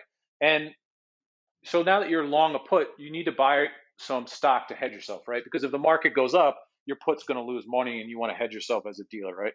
And I'm short that put. So if the market starts to drop against me, I'm going to start to feel some pain, and I need to immediately buy back my short option, which would cause you to go from long a put to short a put, right? So that means that you, as the market maker, then, now that you're short puts, you need to short futures in order to hedge yourself, right? So your position just got completely flipped on you because I was a short-term option seller, short-term put seller, and now I need to scramble to cover my position. Right. So the dynamic can shift very quickly. And so your In the argument is marketplace. that there's all of these short-term sellers, and they're doing it at levels that will quickly switch. And why do you think we're going to get? Why don't you think this OPEX will look like the previous OPEX, which is to grind higher into next Friday? So the main reason that I think things are going to change, or that the risk window is here, is because typically, and especially if people think they are aware of this OPEX cycle where volatility would compress into next Friday's expiration, we have the VIX expiration on Wednesday, right? And that can sometimes lead to a little bit of extra volatility. That means all the VIX options expire and roll. And then we also have, again, a very big options expiration on the 17th, which is next Friday. It typically what would happen is any volatility that shows up around that date, traders will come in and they would sell that volatility, right? They would come in and say, okay, finally here, implied vol is ticked up, options are worth a little bit more, let's sell those things. The issue now is that there is the FOMC on the 22nd. And so in terms of this FOMC, I have no idea what the Fed is going to do. And typically, I would say that options overprice, movement in and around the FOMC. So volatility would come down around that. But the issue here is that we have these short-term traders who are selling volatility at very cheap prices, and we have this unknown event of the Fed on the 22nd. Will he or won't he taper? And so that can be enough to drive hedges, right? So people want to own hedges going into that 22nd event. And I think the bigger traders or bigger longer-term traders want to have the long vol going into that event as opposed to shorting. Okay. So we have short-term traders that are piling into short-dated options at very low levels of implied volatility. And I think the bigger positions are going to want to own volatility, and that is what can flip the script here, very quickly and wrench those short-term positions below those out. And then if we have a situation with rising vol, generally rising vol causes the dealers have to sell more to hedge their books, and it kind of ends up being kind of almost a like a spiral, a self-fulfilling. That's exactly right. That's exactly right. So we have what's called very steep contango on the market right now, meaning that near-term options are very cheap. And like if you look at the VIX term structure, for example, you look out in time. That's those page 3, by the way. Slide number 3. You've included it. Right. So the S&P is a very similar, term structure where, the futures, the options that are out in December, January, February, et cetera, have a much higher level of implied volatility than near-term, than short-term options or VIX positions, right? And so that's telling us that traders are hedging out. In time, there's still a lot of concern over the economy or COVID or whatever else it may be, right? But in the short term, people just keep selling it. And I think in general, that's a catalyst for market to go higher, right? Because that longer dated vol will get sold off, and that helps to lift the market higher. However, in this case, when you suddenly have short-term vol sellers get blown out, we would shift from what's called contango to backwardation, where you would have the short-term options lift up in vol, right? Their implied vol would jump higher, and they would be at a higher price than longer dated options, right? That would be backwardation. Right. So if you flip back to that chart 2, yeah, I'm with you. Keep going. If you flip back to chart 2, you can see that there are times where those purple options, which are the short dated options, have a much higher implied vol than the longer term options. For example, during the COVID crash or the March election, right? You can see how those purple dots suddenly go from being, lower than the yellow dots, which are the 30 days to expiration. And then suddenly when there's a crash or any type of event, then suddenly short term implied vol is priced at a much higher level than longer dated implied vol. So although you think that it's limited because of the fact that the longer dated vol is so elevated, you still think that it's gotten to a point where short dated vol is just so cheap that over the next 3 weeks or 2 weeks until the end of September, we could see a situation where volatility rises, which would be associated with a down market.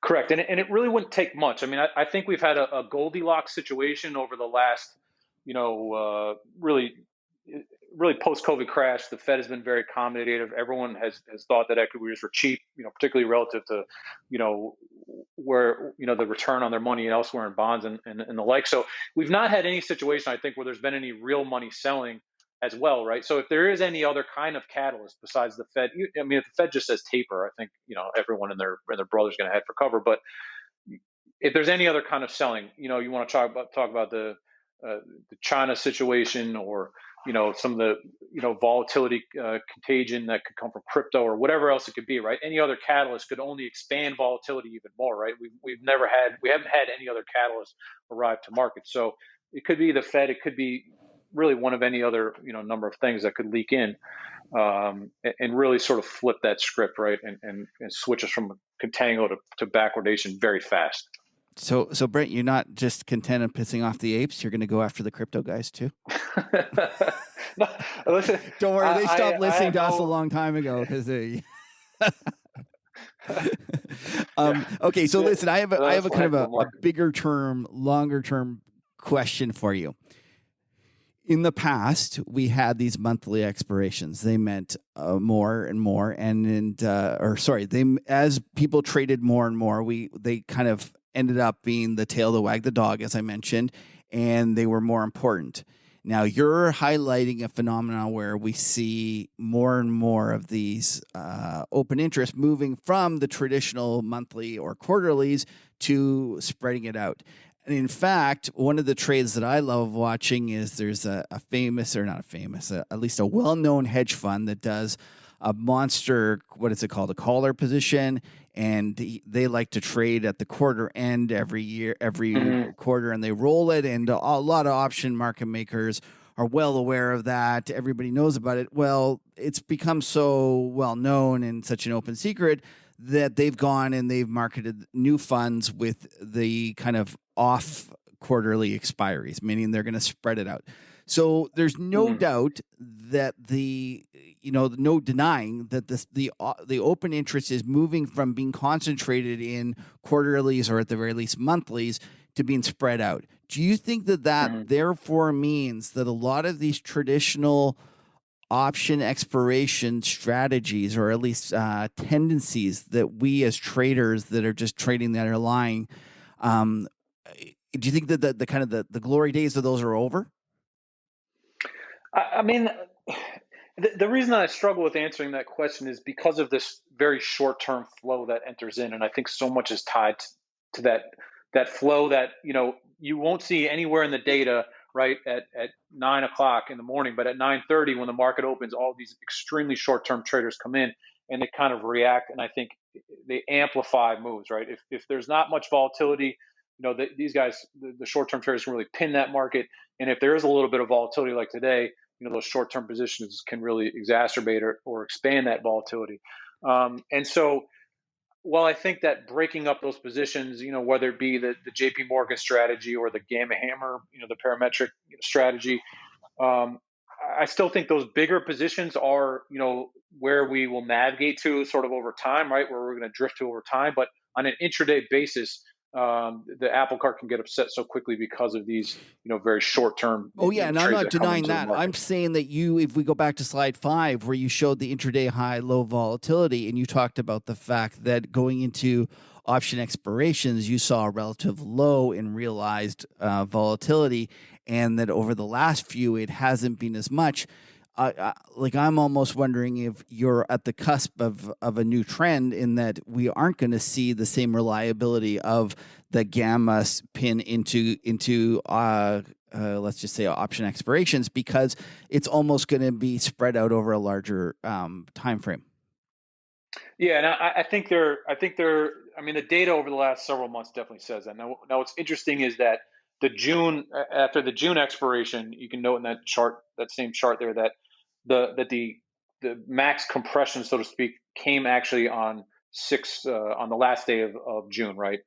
So basically, where you can see July 1st is where it actually compressed. So it compressed on the quarterly expiration, right? Now that didn't happen in March, so otherwise I would say here's the new trend, like we're gonna pin on the quarterly. Yeah. But I do think that there are positions that will shift, that are hedged off or matched up between next Friday's expiration, which is the September 17th expiration, and then the following quarterly, right? I think there are positions that are balanced out on the dealer's books against those two, and that's why I think that particularly when you have the Fed between those two big days, right? So you have the 17th is the big Friday expiration, monthly expiration. Then you have the Fed, and then you have the quarterly expiration following that. So there are these two expirations kind of bookending surrounding that event. And so if you get the catalyst of the Fed upsetting people a little bit, there is this other big expiration, meaning the quarterly, where vol could pick up, right? And some of those put positions that are there could really catch on and gain some traction. For those who don't know, Brent named the client. It's J.P. Morgan is the quarterly expiration of that. They're the ones that famously have this quarterly huge monster position, which is so big. Brent, I wrote a piece about it, and I was doing the math, and I was sure that I had done something wrong with the math, and I kept going through it until I realized that the rounding error was like $1 million or something, because I was doing the P&L, and I was like, I must have done something wrong. And then I realized when you're trading 45,000 contracts of the big S&Ps, it really adds up quickly. And those are it's only 1 or 2% out of the money. It's not. And it was kind of shocking to me. And I must say, whoever's on the other side of that trade has is very brave. Okay, so Brent, why don't you tell us a little bit? You have some new things on your website, some new service. Why don't you tell us about it? Yeah, so the new product that we have is we call it the HERO, which stands for the hedging impact of real-time options. We're watching the intraday trades in all options for 200 different stocks, including the SPX and the SPY, and we watch what the delta of those trades are. So as people are buying or selling puts or buying or selling calls, we measure what the delta of those real-time trades are, and we can estimate, therefore, the impact of what's happening in the market. So, for example, today, on Friday, we had some pretty sharp negative delta readings for the S&P 500, which is not terribly surprising. But what is so interesting is you could see when big puts, hit the tape, right? You could see that those trades hit the tape immediately and see how the market reacts to those. So that's the current product that we're working on rolling out, as well as some education that is all going to happen in the next couple weeks here. Okay, that's great stuff. Why don't you tell people where they can find out more about HERO and all the other great stuff you offer? Sure. You can reach us at SpotGamma.com. That's SpotGamma.com. And I'm also at SpotGamma on Twitter. Terrific. Well, thank you very much, Brent. Look forward to getting you your updates at the next expiry. Appreciate it. Thanks. Take care. Well, it's that time of month again, folks, for us to get our fan favorite and the king of uranium, Harris Kupperman, back. Harris, thanks for coming, buddy. Hey, thanks for having me back. It's a momentous day today. It is a momentous day, and the question that everyone wants to know, how long before you put yellow laser eyes on your avatar on Twitter? I got a fucking hat. I can't do anything with it. For those who don't know, you know how there's the Bitcoin laser eyes. The uranium folks have decided that they're going to join the party, and they're actually putting yellow laser eyes. And, well, they should. Uranium is taken off, and you once again have proven your timing is impeccable. It's unbelievable. I've said this before. I'll say it again. You are the greatest bubble rider I've ever seen. Why don't you give us the story of uranium and why you think, even though it appears to have gone a long way, you think it's got a lot more to go? This isn't even first innings. They're still, doing batting practice over here. This will be the greatest speculative insanity bubble, I think, of my professional career. Look, uranium, people have been talking about this for 5 years. I'm kind of sick of hearing about it, quite honestly. And they were just wrong. There's a small little supply deficit, and there's plenty of uranium above ground. And what really changed is in 2019, Cameco put McArthur River on care and maintenance, and that started really working down the above ground. Kazatomprom did a bit of care and maintenance. A few mines went out of production because it's not much fun to produce uranium and sell it at 25 when your cost is 50 to 60. And so we're in a world now where the world produces, let's call it 125. There's about 25 of secondary supplies. Let's call it like 150-ish. And the world needs 180 going on over 200 by the end of this decade. So you're working down 30 million pounds a year, 3 million every month. And that's starting to be a big number. And this has been going on for a bit. Let's say the world's worked down 100 million pounds since these mines went on care and maintenance. Between that and some of the junior miners decided that mining sucks and they bought uranium instead. There's an entity called Yellowcake in the UK that keeps buying uranium. And then there was this entity called uranium participation that also kept buying uranium. So let's just call it 100 million pounds disappeared into the ether. What's changed now is that Sprott took over uranium participation. They renamed it Sprott Trust, which is hilariously called Sput, as in like Sputnik, because that's where this is going, outer space. And they launched an ATM, and they started buying up all the uranium. And you guys know how an ATM... One second. I'm gonna interrupt there. Tell people, for those who aren't familiar, what an ATM is. So an ATM, basically, it's kind of like a buyback, but in reverse. Yeah. All day long, it stands for at the market. Is that correct? It stands for many things, but let's use at the market.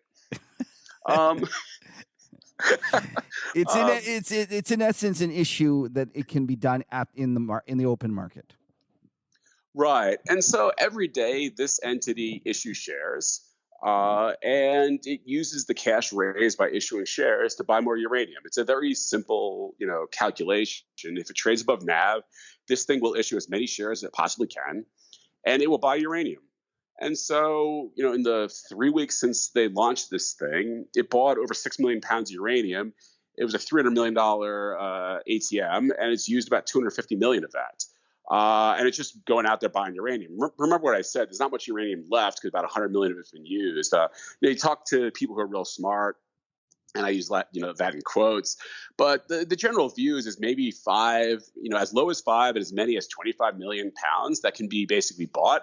That's left, in warehouses globally. It's not spoken for either, at Yellowcake or at Sprott or, at junior mining companies. So that's let's call it the mobile physical supply that could be basically bought. And a lot of these power plants had been thinking they were going to buy that at 25 and use it in their reactors. And so Sprott went out and bought 6 of this. And then today they announced that they added $1 billion to their ATM. I mean, a lot of people have been talking about this on Twitter. Oh, that's a one and done. And I think a lot of the utilities had also thought like, okay, 300 million pounds, like we've seen this before. Hilariously, one of the large U.S. utilities actually called up investor relations at Sprott to ask what an ATM was. I mean, that's how clueless these guys are. Right. And so anyway, $1 billion. Let's say that they buy this at 50. That's 20 million more pounds. Effectively, we're going to have a run on uranium. I think it's almost inevitable. And I think this is going to look a lot like GameStonk. But the difference with GameStonk, and I mean, let's talk about Grayscale Bitcoin Trust, because, I came on your show about a year ago and, Kevin, you rolled your eyes back then about it. But look, you had this entity and it had the same thing. It issued shares and bought Bitcoins. And Bitcoins are worthless, okay? Like I totally knew it at the time. I know it now. But if you have an entity that is going to go out there and buy a few hundred of these a day, and then a few thousand, then 1,000, then a few thousand a day, eventually it's going to corner the free float and force the price higher. And so, I bought a ton of this Grayscale Bitcoin Trust.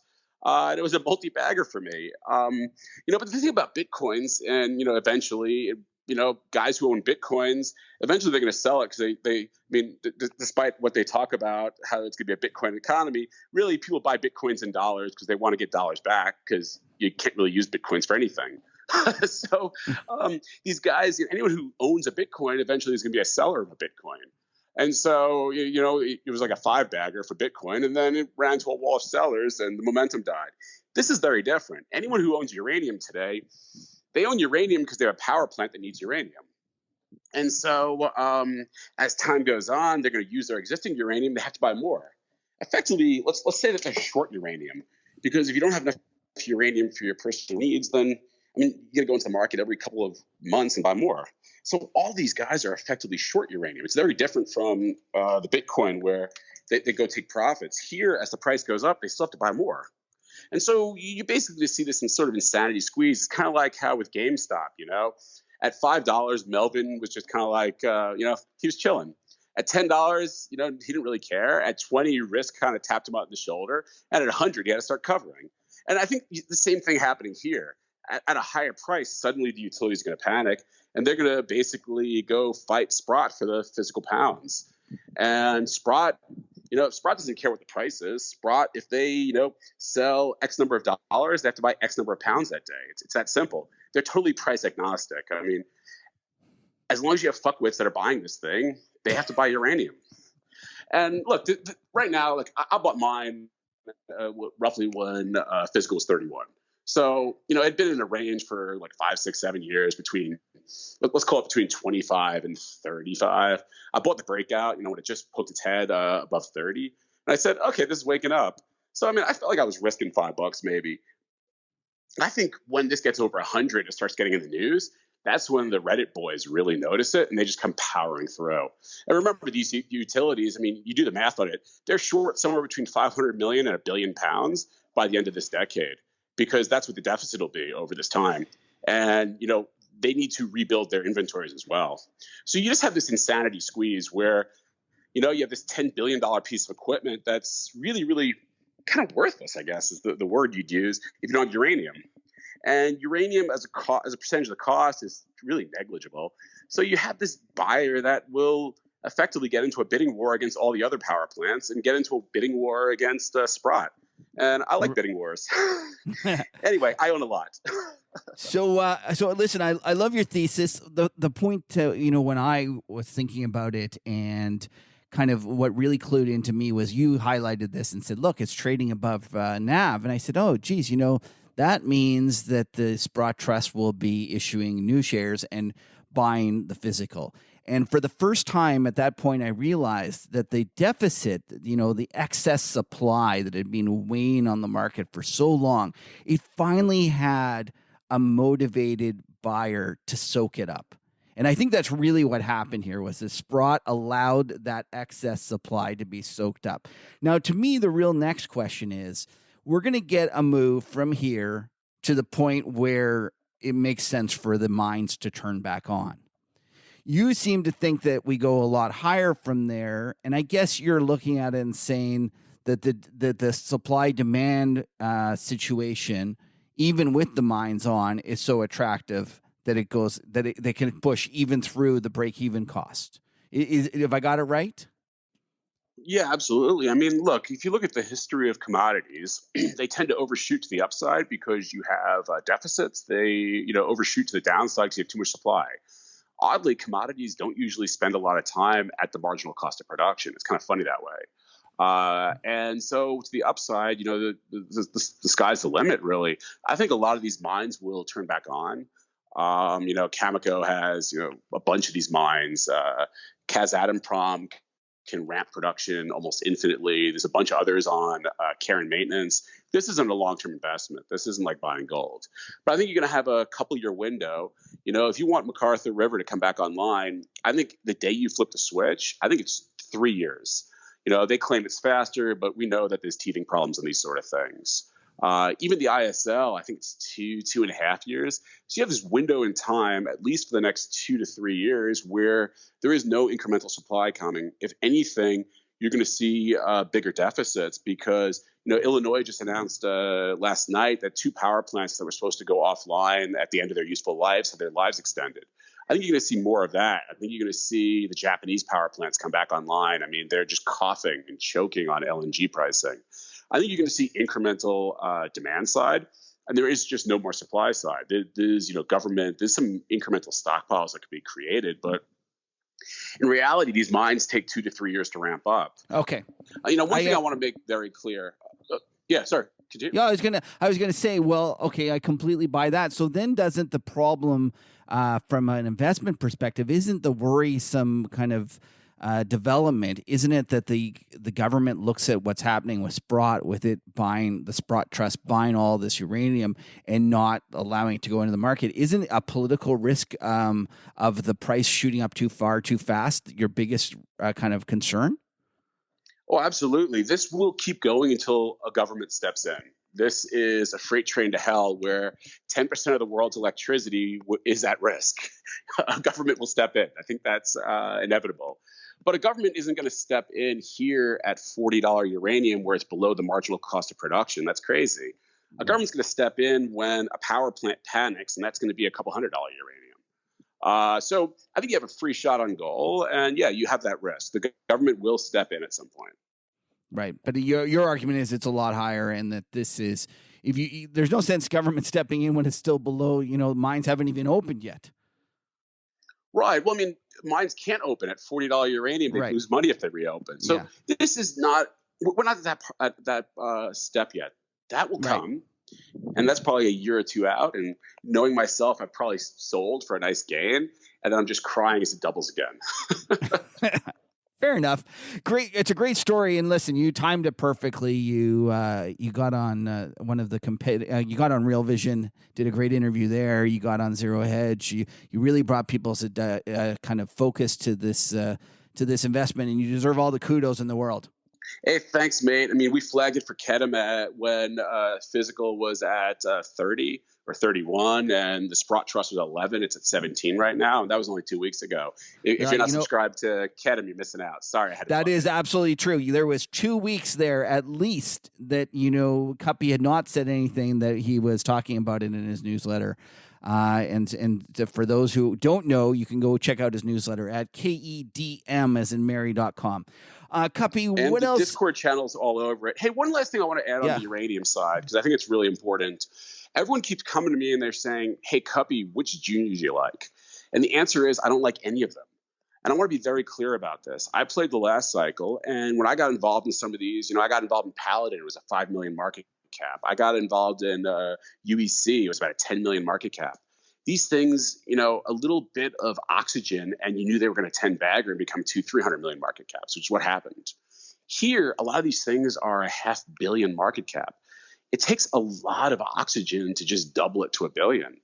I actually think the physical itself, the Sprott Trust, is more levered to the price of uranium than a lot of these juniors. Doesn't mean the juniors won't go, because $1 stocks have a funny way of becoming $5 stocks, and the market cap doesn't matter. But the world has far too much uranium. Uranium's not very rare. The world has far too many mines that are on care and maintenance. And you're going to have to go through a lot of these mines before anyone's going to invest $500 million in one of these junior mining companies that needs capital for their new mine. There's just plenty. There's more than enough mines globally that can restart. So all these mines, these cow pasture that have never been turned into a mine, they're probably not going to be turned into a mine this cycle. Maybe one out of these 50 companies gets their mine actually built. And the rest of them are just going to be speculative toys. I mean, I just think it's far more likely that Kazatomprom, which I'm long, just basically brings more supply online or Cameco brings McArthur River, or, Paladin, or one of these other guys brings their mines back online. I think it's far, far more likely than some junior. And, please stop asking me about juniors. Please stop asking me about juniors. That's a great line. Okay, Kuppy, what else is interesting you in terms of the markets? I've been away for a month. I hopefully took the right month off in terms of it wasn't very exciting. How have you been? You found anything else that's new? That's kind of piqued your interest? When I crush on something, I really crush. And when I get obsessed, I get really obsessed. And I'm just like full-time, it's Uranium World headquarters over here. You're like Bart Simpson with, sitting there with the uranium in the nuclear power plant. I mean, look, when you find a great trade, I just want to be as pig-headed as possible. People look at things and they say, oh, I'm going to get a double. Like, I think these are all 10 baggers. Like, I just want to be as piggish as possible, and I don't want to be distracted from it. I think the other good trade right now, I still think oil is going to some stupid number. You look at the inventory draws, you look at the hurricane that took some more supply offline. You look at what's happening as society changes from using public transport to commute to an office to a work from home model in the suburbs. I think you just see what's happening. You're seeing what happens just in the United States in terms of gasoline usage, where it's making new multi-year highs after basically a decade of no growth. And you kind of compare that to what you think is going to happen to a bunch of other smaller, poorer countries that are just in their S-curve. I tend to think oil is going to overshoot something stupid. And I think Biden's mandate last night is probably the catalyst that sends it stratospheric. Everyone thinks shale's coming back, but if you have a company with more than 99 workers, they'll have to be vaccinated. I'd guess the people in the resource sector are probably the last ones to get their vax. How are you going to operate your oil company or your oil service company or anything else? Where do the people come from? All your trained labor is going to, basically walk off the job. I think, there could be multi-million barrel deficits created by this. On the supply side. You say you think that the resource workers will be the last ones to get their vax. I'll take the other side of that, and I'll say maybe hedge fund managers in Puerto Rico will be the last ones. No comment. Okay, Kuppy. Listen, I love it that you're channeling your best George Soros, trying to be a pig. We'll leave it at that. Why don't you tell people where they can find more about your Kedem and yourself, and give us the whole spiel. Sure. I mean, kedm.com. We were one of the first on this. You should sign up. There's a 4-week free trial. You'd be dumb not to take it. And my blog is adventuresincapitalism.com. Well, Kuppy, you're always a pleasure to have on the show, and never more so than this month. Congratulations again on a great trade. I hope it continues to work for you. Thanks. Appreciate it. Thanks for tuning into the Market Huddle. We appreciate you spending some time with us. Please give us a follow at the Market Huddle. We're on Twitter every day. Lena gets tired of talking to Patrick and I, so please give her a shout out. You can listen to the Market Huddle on all the networks: Google Podcasts, Podbean, Spotify, Android Play, iTunes, and YouTube. A lot of people watch on YouTube to see all of our charts and visuals, and while you're there, please like and subscribe to get our latest content. And please, if you could, rate and review us on iTunes. It's a dumb game, but it makes a difference in Apple's algorithms, and it helps us out immensely. I have no Patrick beside me to ask where we can find him, but you can find him somewhere in Europe. But if you're looking for him on Twitter, he's at Patrick Serezna, or on his website at bigpicturetrading.com. As for myself, I'm Kevin Muir on Twitter at Kevin Muir, or you can check out my newsletter at themacrotourist.com.